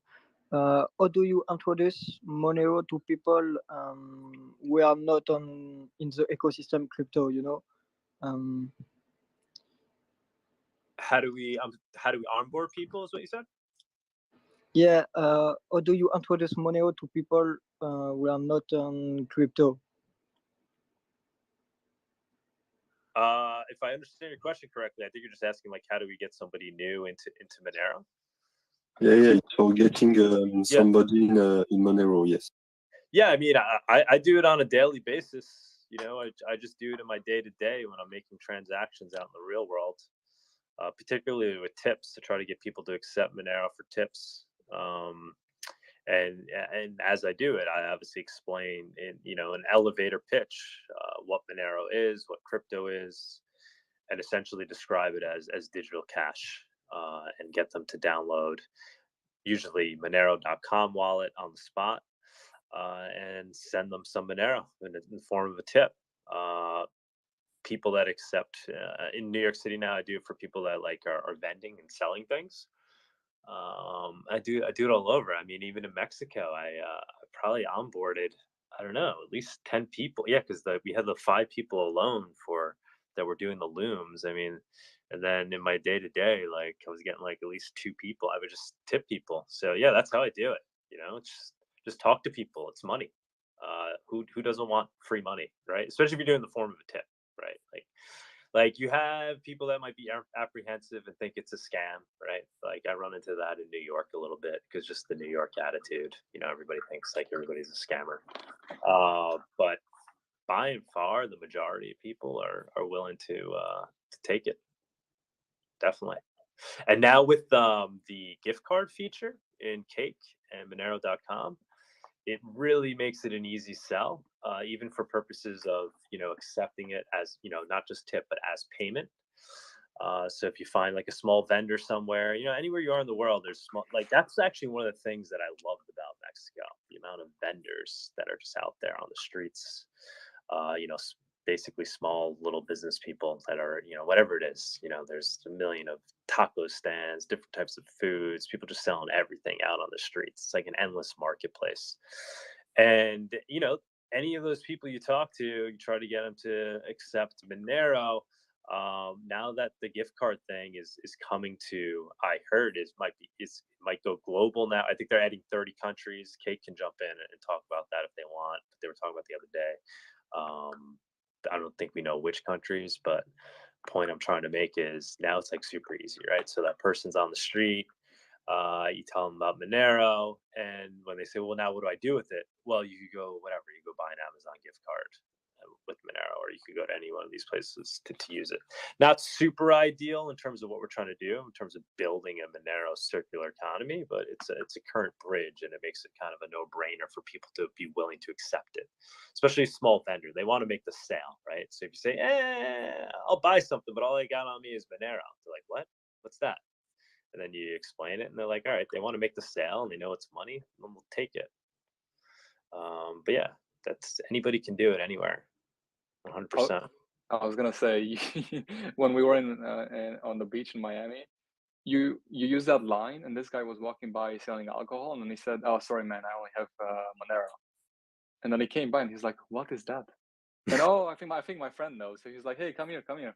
They talked about something Monero or something, and then yeah, oh, you guys know Monero, and then we got him to accept Monero. Doug, so he got like 6 people to accept Monero in the span of like 30 minutes. Remember when we were on by the Muscle Beach, and then we got the coconut guy and all the other people? Oh yeah. Yeah. You just have to, honestly, it's not really complicated. Just maybe talk to your friends that don't know about it, and mention it briefly. Like, Monero is a private coin. No one knows how much money you have. What do you do with it? Here, I'll give you like $10, and you can also buy a gift card with it. And just like Doug said, yeah, sure. It's not ideal. It's not peer to peer, but for now, it's awesome. I like it, and makes it so much easier to sell it to people, because you can just say, I'll send you some Monero, and then usually they ask, what can I do with it? Like, if you're just sending me some free money, can I do anything with it? And now you can, and you can actually tell them, yeah, just go to Subway, go to Adidas, Nike, whatever, and spend it. It's a lot easier now. I see Cake jumped up. Cake, you want to chime in here? Yeah, this is Justin. I mean, obviously I'm biased because I worked on getting a Cake Pay thing set up, but I think that telling people, yes, you can easily get gift cards and stuff with your Monero makes it easy for people to circle the value back. You know, and there's of course other options. Hopefully people specifically spend Monero as well. But I think it really makes it easier for people to be willing to accept Monero. And if you want, I can go through and answer questions on what we will be able to support, because Vic tipped her hand off earlier. Yeah, it's a good point. So just expose right there as the best case to just broadcast Monero is the using value, and there is actually really few blockchains that can be explained as easily. The narrative is good as you can just compare it as cash, and what's blocking the mass people to just jump in blockchain most of the times is how they can just make the conversion on the real goods. And most of them doesn't really see the money value behind. So before red pilling anyone with nodes and things like that, the best thing, as I just described, is the using value. And that's why Cake Wallet and the gift cards, and even the card you can spend even on internet can be good. As the example give you, Uber Blue is great. When someone will just easily, understand, he can just, transfer it just by, application on the phone. He can just tell other friends easily, better than Bitcoins and other, which will require maybe most knowledge. And I think that clearly the key is to just introduce Monero.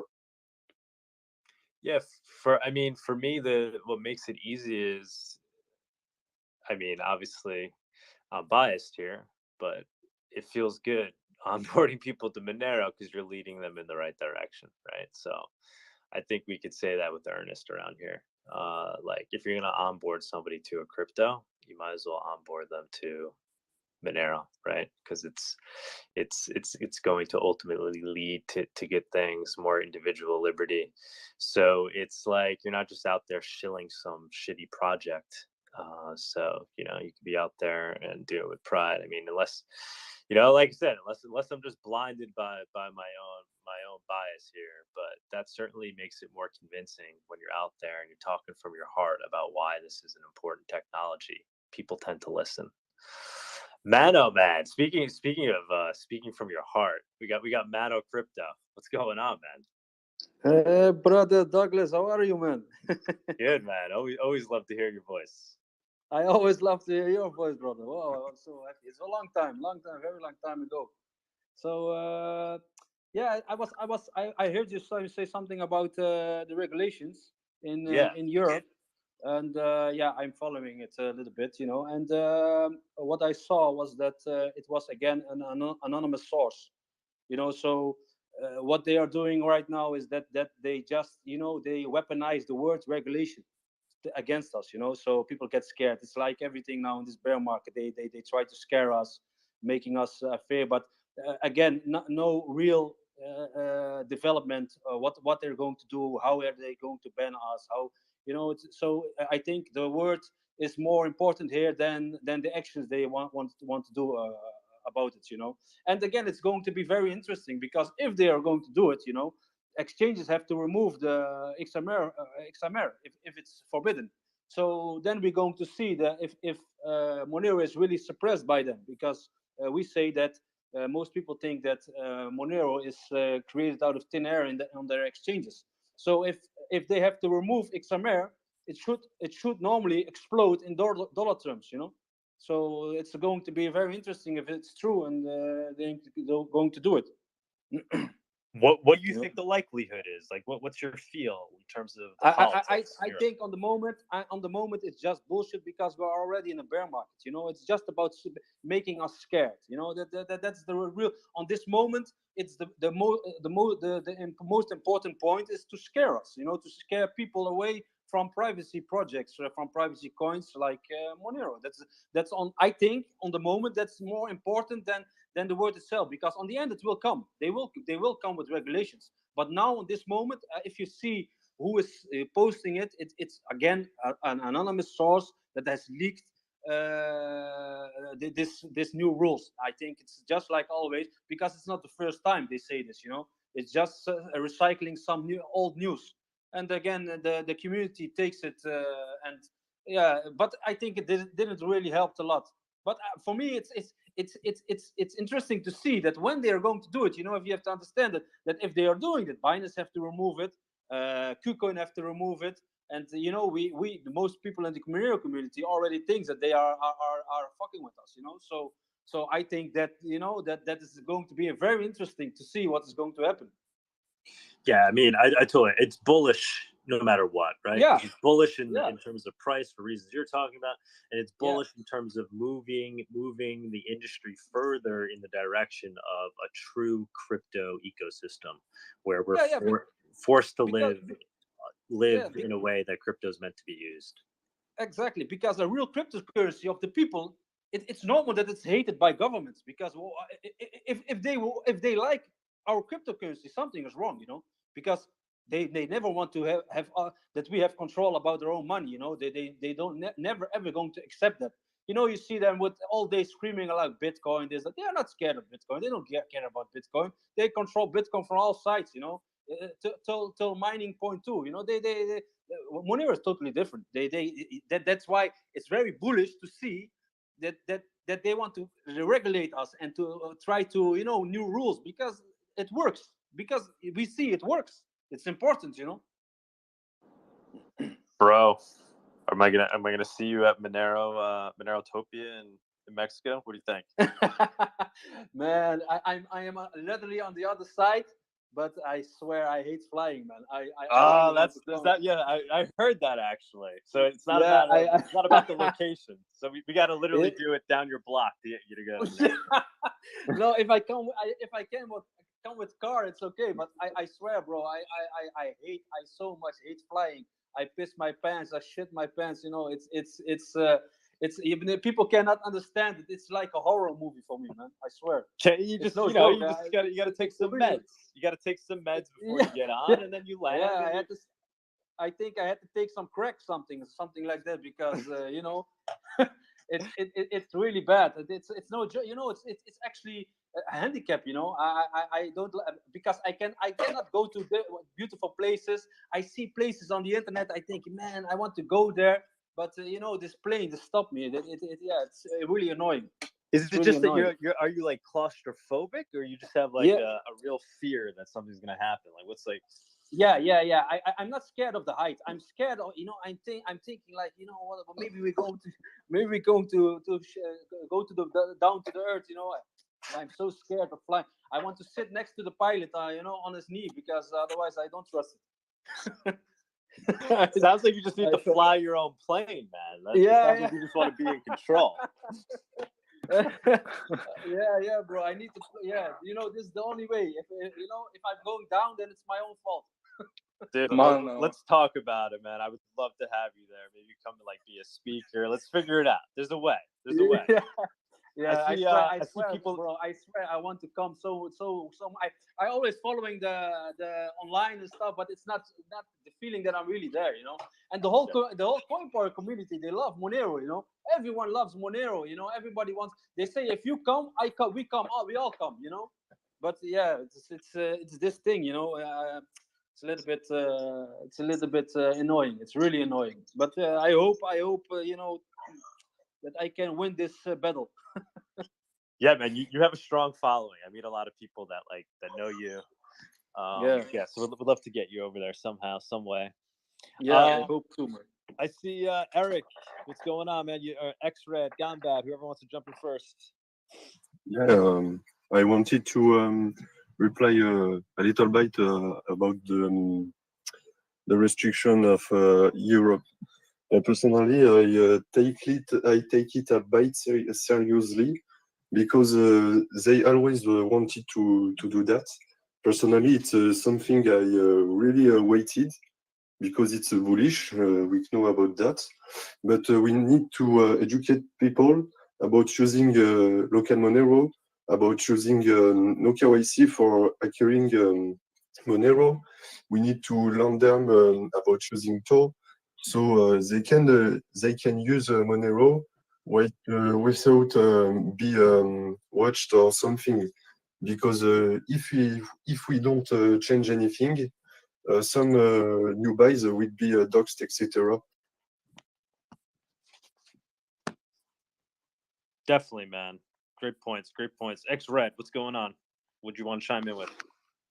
Yeah. I just wanna try to explain it, you know, simply, and I think most of them are maybe, you know, really aware about what's coming. But you have to keep in mind we're in a systemic transition, which is not common, you know, purpose, and just arrive, you know, a few times since the modern society.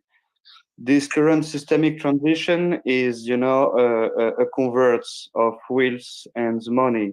I just send on the, you know, the chats just right there good links. I invite everyone to check, which is CBDC Tracker. It's you know, the roadmaps with a map worlds where everyone can just show from countries they lives.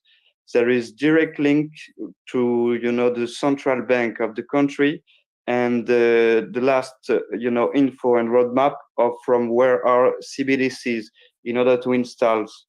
So the thing is this from the regulations. The roadmap from them is going to be hurry until the next years, as there is currently for now on the North countries, there is 3 countries which is leading that ways. Currently there is China, which already knows. In Europe West, there is France, which, as most of you already know, that is country that makes, you know, changing the world. I won't rebate about the declaration of, you know, rights, human and things like that. And after there is also the Canada. And you know that Trudeau and Macron are directly coming from the West. I don't want to scare everyone right there, but yeah, it's a systemic transition and the regulation will be there as far as the roadmap are just coming. because when the cash will be completely digitally, there will be really few options to just let people go into Monero without having the knowledge. And most of them will be OTC trades, which will be hard for non-knowing persons. I hope everyone just understand what I say. Like I say, I don't want to scare everyone, but yeah, it's a war minds right now. I just added the link so people could check it out. But basically, the link is showing the evolution of central bank digital currencies around the world and where we're currently at with all of them. Is that correct? Yeah, that's correct. It's a map of the world where every country are listed. You have some legends in order to know where is currently the deployments of the CBDCs. And when you just point your mouse on it, you have direct links to the roadmaps from your country and direct link to the central bank from your country. For example, in France, you can have information that it's IBM which is developing a technology, and they don't hide themselves. They clearly just writing that it's a blockchain called DL3ACE technology, which is a copy from an AMM. AMM is the currently DeFi market makers. So I clearly invite everyone to just check on that, because until 2K23 just coming, the thing will just move faster and faster. Excellent. How closely do you follow this? Are you constantly following this central bank digital currency news? Yeah, I'm just a little guy living in Frogland. You just can hear on my voice, but I like to just track geopolitics since I just 16.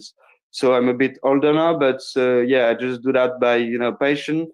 And let's say that the introduction to the blockchain on 2016 too was a great point, as the news is just on fire right now. And you just have to just watch the CV, open the thing. I just link you to the news you just told us early about the possible mandatory which coming on the Vax Pass, which will be true in Europe in 2K25. I have insider source from that, and there is currently Gov who just leading themselves to make this a reality. It will be a truth in few times. Before 2030, everything will be deployed, and it's fact. Even if we got lucky and there is a population revolutions, but I don't think about that, and the regulation is here for that. Make the scares in minds to just block them, and after, when everything is deployed, they will be really, really hard. I repeat myself, to just drop in if you don't have the knowledge. Adding to that the internet is going to be KYC, and there is lots of things which can be disappeared. I have really, really bad feeling for the next futures, but like I say, I don't want to scare everyone. I don't think you are, man. I think you're talking to the right audience. I mean, it's good to be scared, right? That's the whole point. You should be scared. That's why we're out here passionately. At least that's why I'm here. Because there's a chance. There's a good Douglas, chance we can beat it. Go ahead, Mano. Sorry. I just have a question to Justin from Cake Wallet. Last week I had a lesson with my subscribers. I had a lesson with them about keys, because it's getting really important. They see the importance of not your keys, not your coins. So I did a special lesson, and I choose Monero to learn them something about not your keys, not your coins. So normally I was a little bit skeptical about, that I'm a little bit skeptical about Cake Wallet, but actually it was pretty good. So my respect for that as well, because they directly understood the wallet. But I have some one concern, and that is like when regulations come, and they will come.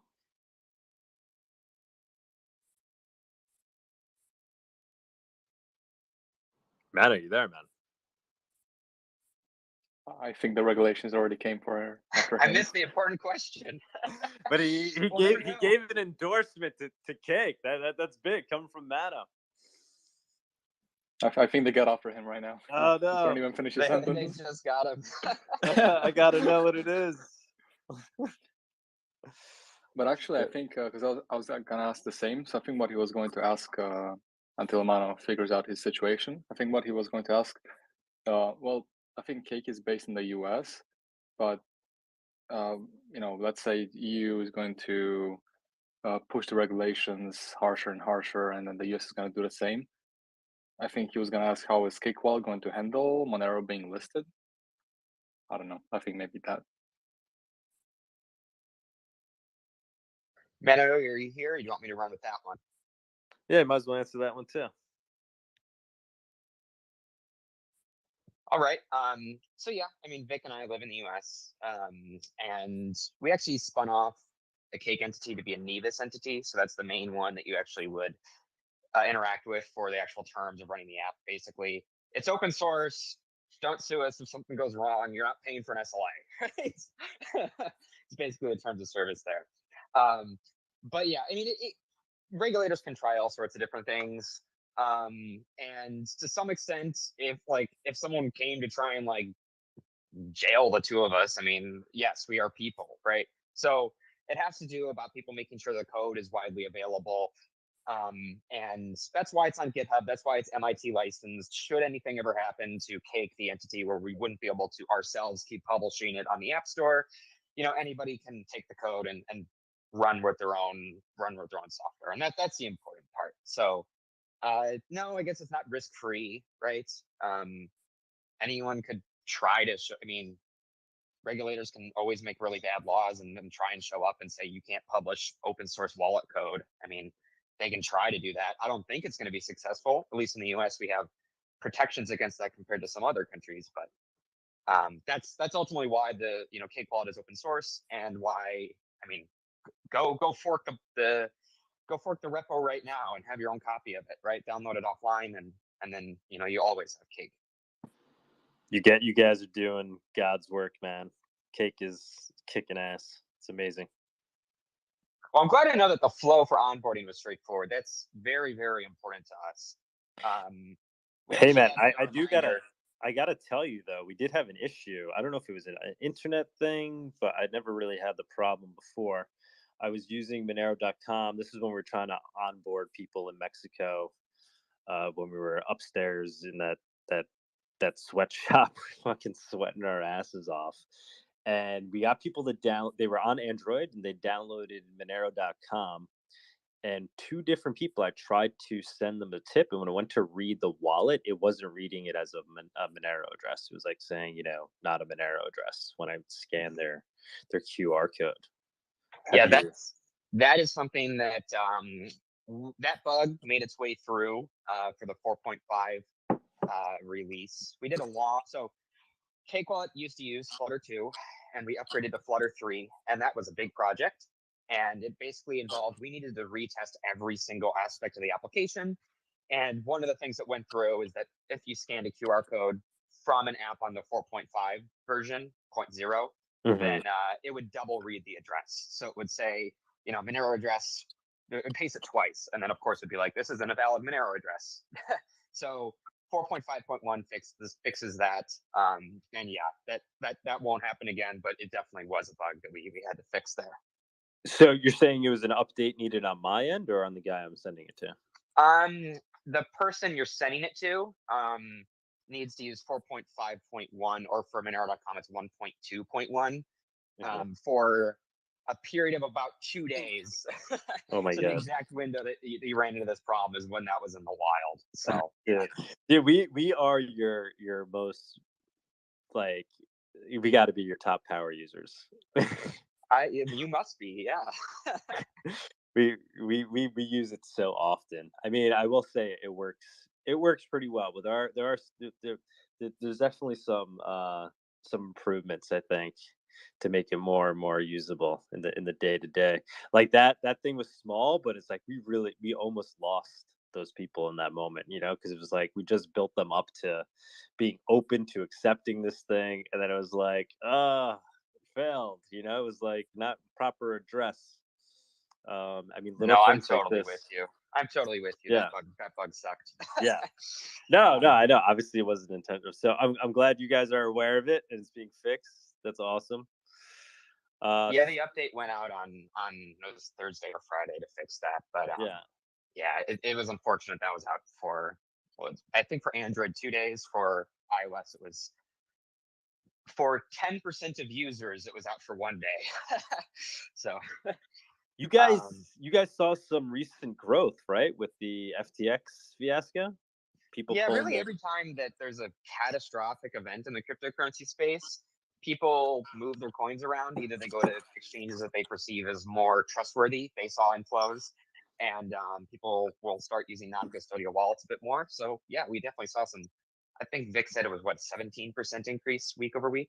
That's amazing. Which normally it's about 1% growth per week, something like that. So it's still pretty good, but 17% in a week is pretty strong. So we have to keep them.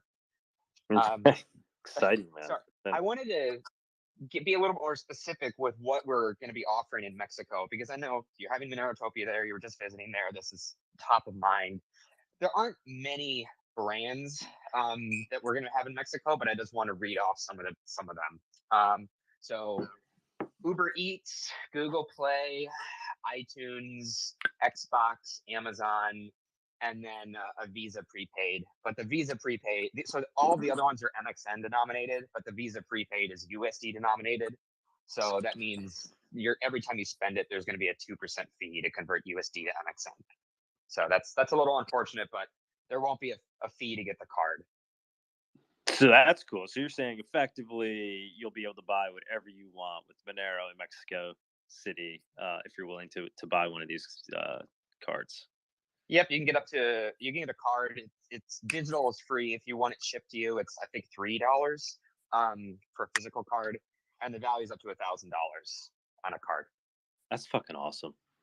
How about Airbnb? I mean, you can probably use Airbnb USA in order to book properties in other countries. So just get an Airbnb USA gift card. Yeah. One of the things I was trying to do too, I don't know if it's worth the effort, but I was trying to get basically direct access to people that run these Airbnbs. I was making some headway with it and get them to just offer a couple of Airbnbs off of Airbnb and accept Monero directly. I thought that would be cool. I don't know. You think it's worth the effort? I don't know. A lot of people use it for the consumer protections, so you'd have to see what the appetite is there. Yeah, I'd have to like earn their trust, and like get them to do it. But it'd be cool. Give people the ability to rent the Airbnb directly with Monero. Yeah. So I'm looking at Airbnb. It looks like we do have those in the US, but the denomination is only up to $100 for that, which I think is odd. So you have to use multiple cards if they let you. Awesome. The problem with the gift card stuff is it is kind of patchy. You get a merchant here, you get a merchant there, you get a weird denominated card here, you get different terms here where you still need a card added. It's a little unusual because each merchant has their own terms for how their own credits can be redeemed. Yeah. Oops, I just almost accidentally closed the spaces. Holy shit. Stoic, what's going on, man? Hey, Stoic. Hey guys, it's good to have a space. It feels weird to be in the crowd not talking, but it's good to have a space where I'm chilling back, and it's also good to just have more spaces around in general. Dude, we're real world friends now. How's it going, man?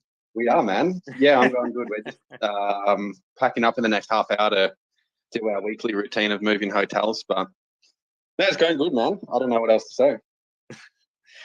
So wait, did you guys? Where are you guys right now? We're still in Mexico City. We're like, if you know San Rafael, it's kind of like just a bit north of Roma, but we're heading back to near Deroville where we were because it's near the airport. We're leaving. We're going to El Salvador, going to Bitcoin City this week. Yeah, no, I know. That's very exciting. One of the things you were telling me was that it's not that cheap to go, right? Well, we were looking for just everything, Airbnbs, hotels. I mean, hotels were minimum in Australian dollars, $300 a week. So it's probably like $200 a week, which kind of sounds cheap, but it's not that cheap. I didn't feel anyway, because it's like just a little dingy room. And we ended up getting an Airbnb. It's a 3-bedroom, but that was about $1,600 a month, which I feel is expensive considering it's El Salvador, because the average El Salvadorian's on $300 a month, right? We're paying basically $1,000 a month for accommodation. So I don't know. There's a bit of a mismatch between purchasing power and what's available. Yeah, that definitely sounds like overpriced. Yeah, but Bitcoin Beach, so that was San Salvador, but Bitcoin Beach itself, the minimum was $700 a week in Australian dollars for accommodation. So that was even more of a bigger mismatch. That's crazy. Outrageous, isn't it? And can you use like crypto down there to rent places? Is it set up like that? I don't know, man. I'm about to find out. But like, we paid on Airbnb. But like when I'm down there, I'm going to try and just spend as much Bitcoin as possible. Basically, I'm going to try and live off Bitcoin, just do a bit of an experiment, just see what it's like, see what the people think in El Salvador, just so I can better understand, the positives, the negatives, and everything like that. So, but from my understanding, only 10 to 20% max of people actually accept Bitcoin. So it probably will be hard to get people to accept Bitcoin, I think. But it's all part of the fun, Yeah, dude, you got to be onboarding them to Monero. You're gonna try to onboard the locals to Monero. Don't worry, I will be. Yeah, I'm gonna get a Monero jumper or a Monero t-shirt printed up, so I'm gonna walk around and try and onboard people that way. I'm tempted to come down there and visit you when you're down there. Bring Tony with you. I feel like they would kick me out. I think they'd be pretty welcoming. Do you hear me, guys? Because I fell away, man. Mano, Sorry, yeah, we bro. lost My you. You internet were about to drop. broken. I just wanted. You're to about ask to my drop question. a bomb on it. Sorry, guys. So sorry. What was my question, man? My question was again to Justin. It was about are you also going to build something on like Tails, something like that, or do you leave that to the community? With the open source code, or are you actively going to work against regulators if they start regulate us? Sorry nice, for the. Mano. Hello. No, you're good. That's a different question. So with our upgrade that we recently underwent, it makes desktop support possible. So our next step on that end is adapting the UI and the build process to better work on computers, Windows, Ubuntu, Linux, Tails, all sorts of others. So that's not going to be an immediate turnaround. It's not like we're going to do that in a month. Yeah. Until then, you have great wallets like Feather Wallets, the official GUI. But yeah, it is definitely something we are interested in making. Maybe not the most power user focused initially wallet, but one that's just very easy to use for desktop. That's our main initial goal, and then from there, of course, we'll keep adding features. Yeah, because I didn't know if you heard me. I was working with my subscribers, and I tried to show them through a different wallet. I use Feeder, but they didn't understand it, So I told them, you know what? Use Cake Wallet, and suddenly everyone understood it. So I was thinking, okay, maybe it's not so bad as I think, maybe I have to say sorry to Justin because of our, a little bit our how do you say it in English? I forget it. Our differences, but then my respect grows, and then but I was a little bit worried about the next thing. I think always a little bit ahead. With the regulations and stuff, and I was thinking, maybe this guy's also going to build something on Tails, that would be really cool. Because we know, I understand we can take the code, but you guys built the interface, nobody going to do it better than you guys. That's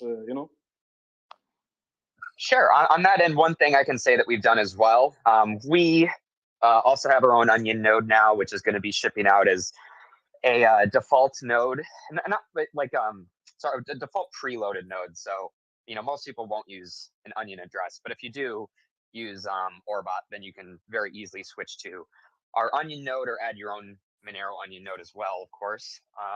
And we're also adding even an onion address for our fiat price API. So if you want to still get fiat prices, which a lot of people do in practice, right?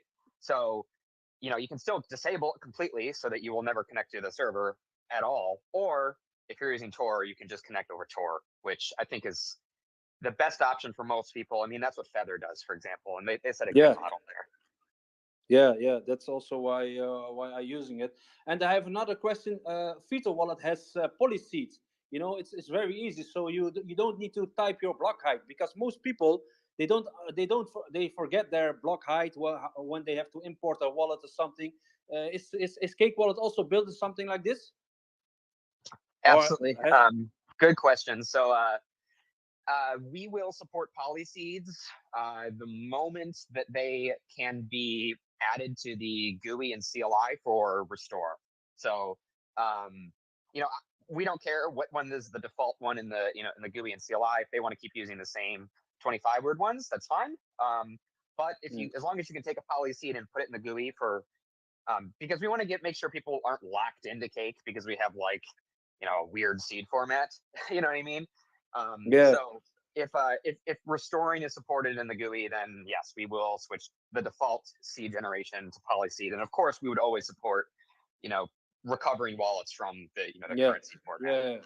Yeah, because that's the point. That's something I see a lot with people. They don't understand what's the block height, what is this, and this polyseed is really a small miracle for wallets. It's easy because it directly takes the block height and everything in it.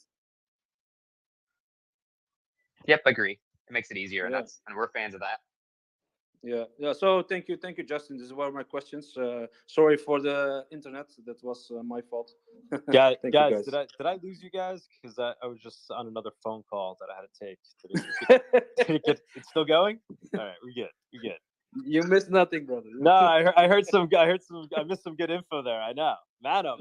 So what do you use? Is that the what do you use? What wallet are you using on your daily basis? I use mostly what I always do is for my wallet, my long-term wallets, I use actually a feature, but I put them away. I don't touch them, and I use like Cake Wallet. I use to receive and send it to my actually sort of cold wallet, because I never logged in. It's not connected to the internet, but I have my address. I send it to there. You understand? Yeah, I got you. This is how I do it. Yeah. Nice. So are you using Monero in your day-to-day? Do you have like people? Bro, I think I have the most. I receive daily, every day Monero. I receive it and I try to spend it. But the spending is more difficult. But I receive every day from my members and people. I receive for my watches, sometimes from my argan oil. There's not the one day that I don't receive Monero. So yeah, it's very very important, and it works for me very well. So I use it daily. Yeah. This is why we're Monero brothers, man. Yeah. I use it daily. I use it really because if you make an order on my web shop, the only thing you see is send money to this XMR address or contact support for normal payment. Yeah, for Monerotopia, it's Monero only. Yeah. We may add a way to pay with other crypto, and then it comes to us in Monero. But I think I'm just going to leave Monero. We tried to set the price actually in Monero, but the Monero Gateway wouldn't let us do it. It was working with WooCommerce. You can't natively set the price in Monero. You have to set it in another currency. Yeah, because it's fluctuating against your dollar. Yeah. No? But we were gonna try to do that. It would have been funny to like keep the price set in Monero. Run price. Yeah. We weren't able to do it. Cool. No, it's going very well. And in Holland, everybody knows if you come to Confer, you have to pay with Monero. It's now on this moment, it's very famous. So when are we adding the argan oil to gratuitous? Yeah, bro. Yeah, I don't know. I have to. You ask me to send it from here to America. That's very difficult. That's very difficult. That's because on argan oil, there's normally I send it with normal transport to Europe, and from there I send it in small parts to the rest of the world. But I never did one big sending directly to the US. Because Europe is here on the other side. It's just 30 minutes with the boat. But if it has to go to the other side, it have to go with flight plane. I don't know how that works. I don't know how it works. So we have to figure something Yeah, out. we can figure it out. We can Yeah, figure it yeah. out. I also We're now have getting the better honey. at figuring this stuff out now, because now we have stuff coming in from Guatemala, and now we're gonna have stuff. We have stuff coming in from Mexico, and we actually added a farm in Colombia too. We have a guy who What do we've you been import talking from to. Colombia, bro? Hey? Very good coffee. Very good. Very good. Okay. No. I have an export company, an import-export company, but I really don't understand how you get a big load to the USA. I understand how it goes here. Europe is easy, but Yeah, USA, no, I mean I really have no clue. the way we currently do it is we're basically, we take a major hit on the shipping, because we're just like trying to ship things up fresh, and yeah, we haven't figured out a good. You Yeah, use the sea freight or what? no, we use air. We use air. Oh yeah, well it's But I mean, expensive, yeah, no? it's expensive, man. Like our coffee, we basically break even on it, but we're Wow, able to yeah. ship up like fresh beans, so whatever, it's worth it. Yeah, it's Yeah, tough to I get understand. it's tough to get the shipping down. You take a hit.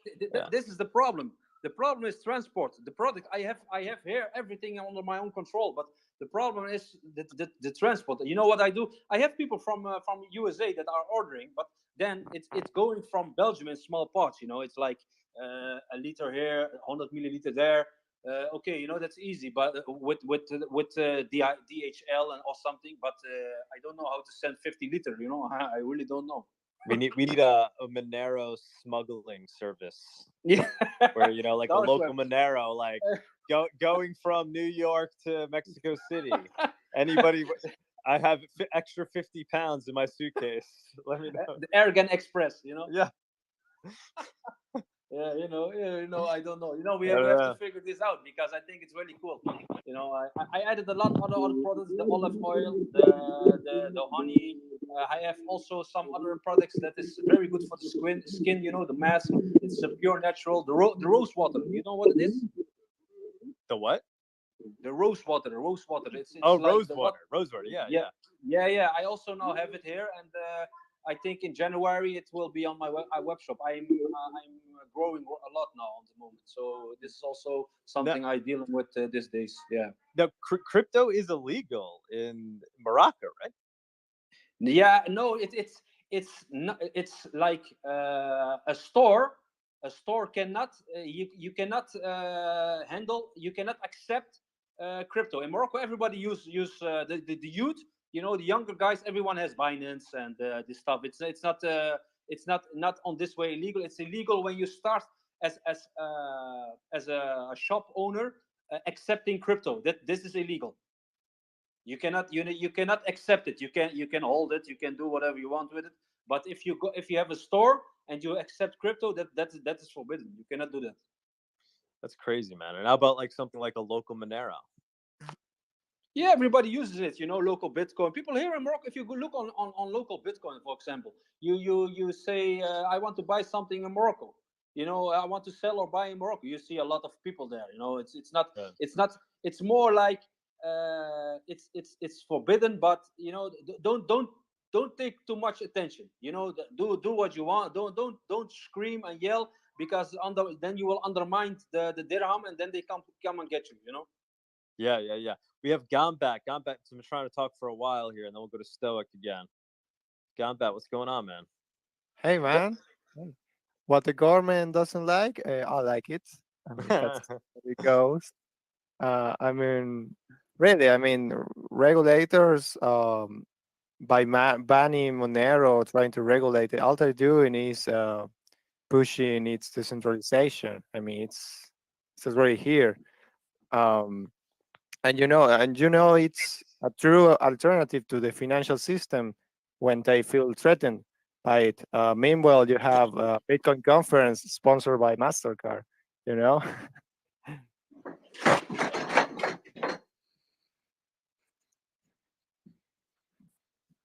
Oh, what happened Hey, there? can you guys hear me? I don't Okay. know. Something just fell off the shelf over here. Oh. It's all good. Yeah, I'm back. How was the conference you just went to? Yeah. So last weekend was the La BitConf, which is the oldest Bitcoin conference. And okay, I mean it was good, but yeah, I mean at moments it felt a little dystopic because you know at one point I remember one of the speakers on the main stage say they don't like the word privacy, and I What? was like, okay. What was the point they were trying to make there? Yeah, I mean it was someone supposedly a whistleblower from Cambridge Analytics, so an ex-employee from there, and they were talking about how valuable is data, and yeah, so I was thinking while I was listening to that, I was like, okay, yeah, that's true. I mean, they take all the data from us and you know, make big money or whatever. We should be able to protect it. But she was actually trying to make the point for that we should earn a cut from, you know, from the data we give to companies. But she doesn't like the idea of us not giving the data. So she said, I don't really like the word privacy because to me it sounds like people don't want to share their data, and you should. Oh my You should god. just So just earn a cut from it, but yeah, keep sharing it. it uh, was she was a BTC or like Satoshi Vision? Was she like a BSV? um, no, I don't know. But yeah, she was an ex-employee for Cambridge Analytics, and you know that really like resonated with me. You know, I was there with Andres from the Monerotopia team. Yeah, we were both like, oh my god. Like at some points I almost felt like I know I was so out of the loop because well, I tweeted about this, but basically the, they had a closing party sponsored by Mastercard, by CipherTrace. Oh my You know, god. it was really this topic at the point because it was like the big screen with Bitcoin, La BitConf. At the sites there were other big screens with CipherTrace, and people were there were people like CipherTrace people were giving pizza. There were also people waving the CipherTrace flag along with the Argentinian flag. So I mean, seeing that is why like holy shit. And yeah, I mean, I also upload. I just put it in the Twitter space trail. A photo I took Andres. He's right in front of the CipherTrace stand and a Monero T-shirt. So when we walked into that, one of the guys in the stand actually looked at Andres' T-shirt and quickly looked away. So that was funny. Shit, man. So we missed out. We should have went, right? It sounds like it was a good time. Just you know, despite being dystopic, it sounds Yeah, like I it was mean, a real scene. yeah, it was it was interesting. You know, I mean, Did you make any contacts there? Maybe we get some people for the show to interview. uh, yeah, I mean, there was one guy talking about the importance of privacy. Mm-hmm. So I tried to talk to that one, but I talked to him if he knew Monero, and yeah, he knew it. But Do you think CipherTrace would sponsor Monerotopia? I think they'd be willing to be a sponsor. I hope not. I don't want to see that again. We should ask. Why not? I mean, it to me it feels this topic because La Bitcoin, you know, it started in 2012.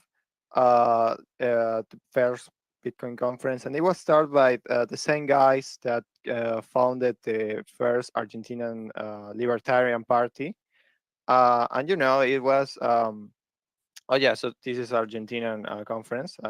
So it was founded by libertarians in a country where when authoritarianism was on an all-time high. 2012 was the first year we were straight up prohibited from getting US dollars. So pretty dystopic, and in that moment, these guys came out and just started a Bitcoin meetup back when it was the really cypherpunk thing. I think they understood better than anyone that Bitcoin is supposed to be an alternative to the financial system. But then years later, they are sponsored by a cipher trace, by Mastercard. So I mean, I think this like really shows. Think the EU Europe putting pressure in Monero and that stuff. I mean, I think it really shows what's the true alternative. Because I think people want alternative. Maybe in developed countries, that's a more slow process. But I mean, just how in Mexico, people were willing, to hear about alternative system because they know the problems.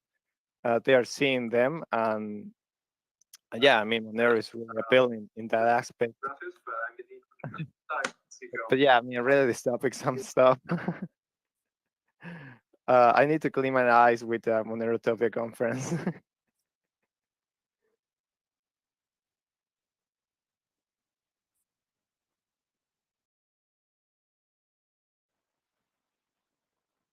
I think we can't hear you. Yeah, I don't know what's going on Doug's end, but Stoy, go ahead. Yeah, I was just going to say, when we're talking about the shipping before with Mono, I'm finding like the same problem, and with Doug too, obviously. Like, I reckon the shipping company's making more off the book than I am, if you know what I mean. I was just going to ask if anybody knows like a good way to go about it in terms of like getting to different distribution hubs, if they know anyone within the community that's doing it. But I think it's like a good point that kind of was jokingly brought up before about having like a Monero smuggling network. We could almost create like a distribution center, if you know what I mean. So we could have like one in America, and we have like all kinds of products which are just traded sort of around. So we have like the books, we have the coffee, we have the oil, we have like all of it in one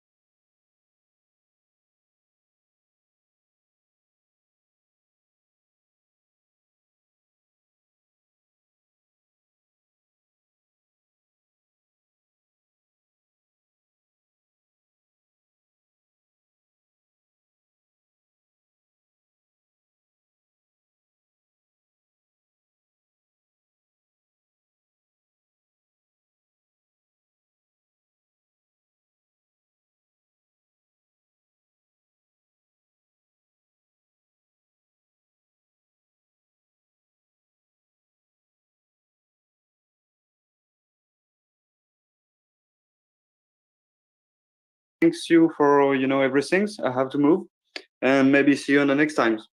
Cheers, the XMR community. Thank you so much, X-Red, man. Thank you for doing this, jumping on. Thank you, Red. Thank you. Bye, man. See you next time.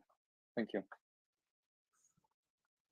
David, I think you're disconnected.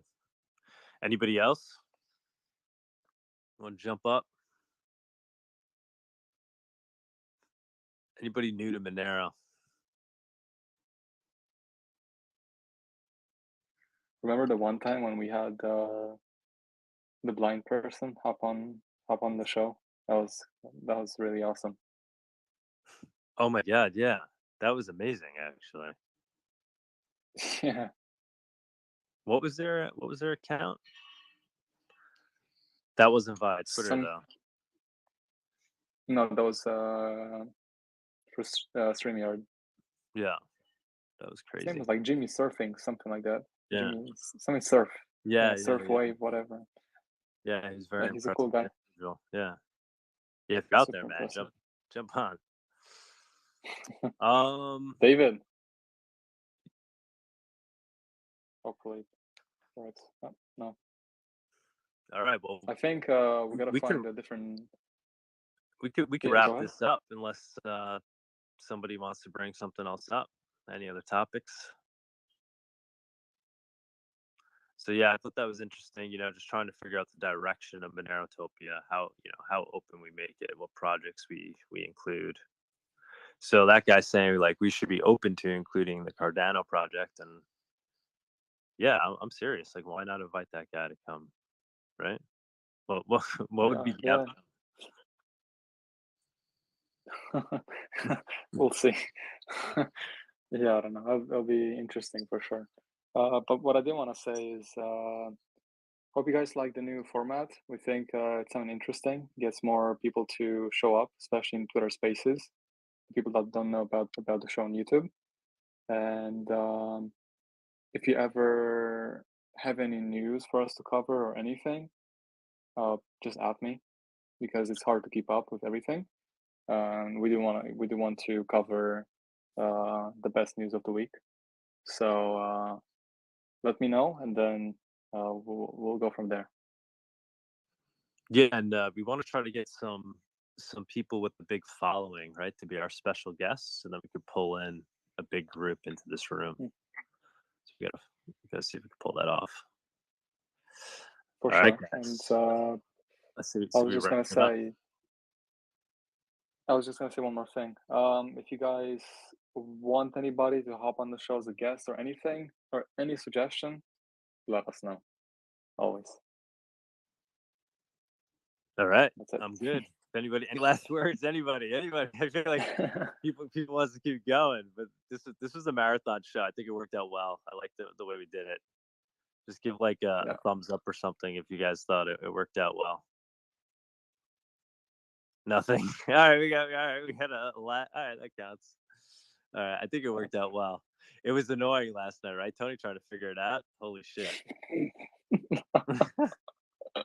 It like brought me back to my physics days. My mind couldn't envision how we could be on here. Oh, we're getting a thumbs down by Nighthawk. Wow, that dude, come on, jump up, man. Kick him out. Jump up. Let's hear some words. Nightmare. He's actually going to be in Miami, I Invite think, to next speak. week. Hold on. I'm bringing him on. Oh, this might turn into another hour here. I got to go back to my regular life. Invite to speak. Sunita's by the door with a belt. Sunita left an hour ago because she had to go pick up my daughter. Like, she's doing all. You guys have no idea what we balance as we do this. Hold on a second. Right. What's going on, man? Nothing much, man. What's going on with you? Can you hear me? Yeah, we hear you. Yeah, we can. All right, cool. So, as far as freaking guests go or projects, man, you want privacy projects. Why don't you freaking get Pirate Chain? Why don't you get Dero to come on out? Why don't you get a couple other freaking projects? Maybe the Mimblewimble team of Litecoin to come out there? Let's have a discussion. Yeah, I mean, I'm not opposed to that. That's what I'm saying. So I'm trying to do it in a way what the community wants overall.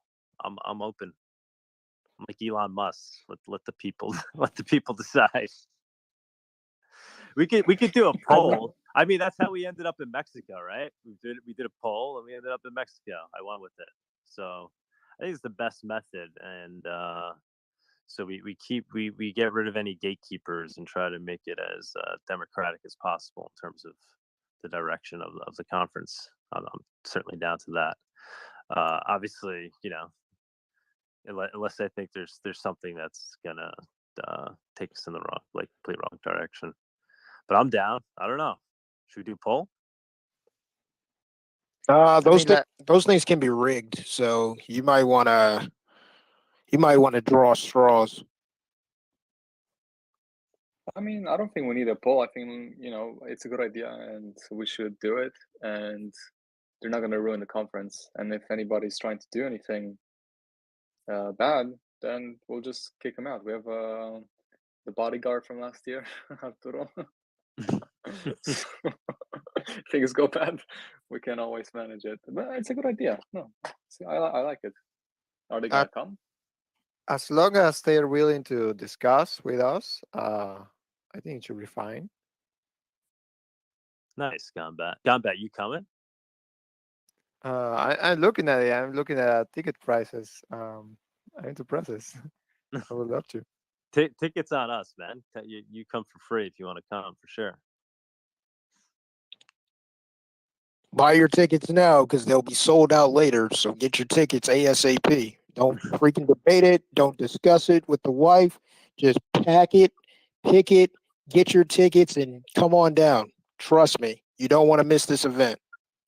Bring the wife. No, in all, Don't forget about the wife. Bring her. Yeah, the sooner you jump on it, the cheaper it's going to be for everybody too. I'm excited. Yeah, man. I'm excited.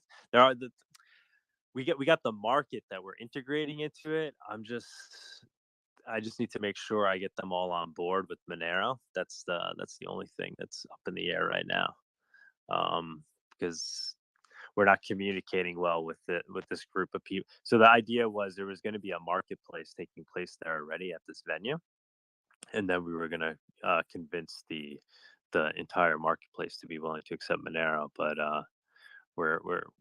there's not good communication with them, so I'm hoping we figured that out.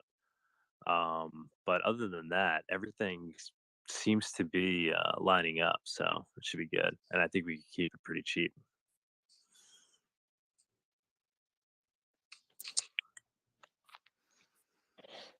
Yeah, All right, overall, it's guys. good. I'm gonna wrap it up. I gotta get back to my non-crypto life. All right, man. Yeah, same. All right, guys. We'll see you next week. Thanks for joining. There'll be another Monero Talk episode. Actually recording one with McAfee. Janice. Is it Janice? Janice McAfee. Combat, right? Yeah, Janice McAfee. Yeah. I've been watching some of her videos. She's really cool. I mean, she's trying to carry on the torch of McAfee, so it should be interesting. And she's very open to talking about Monero and why it's important. So that should be really cool. I'm gonna try to do that actually as a space as well. So I'm gonna do the Monero talks as a space. So I'll record it in video form, but do it here.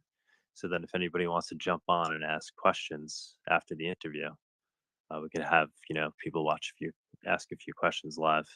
Try to do that from now on with the Monero talks. All right, guys. Next level. Wow. We will we'll see you soon. Cheers. Bye, guys. Bye, everybody. Bye. Enjoy your weekend. Bye. Go Don't buy so your much tickets. trouble.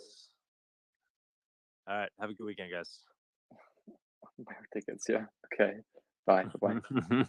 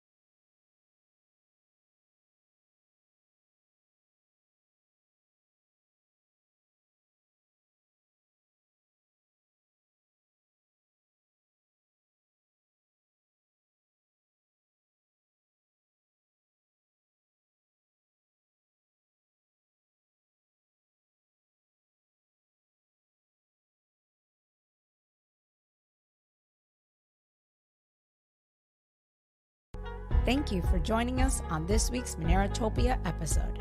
We stream live shows every Saturday at 11 a.m. Eastern.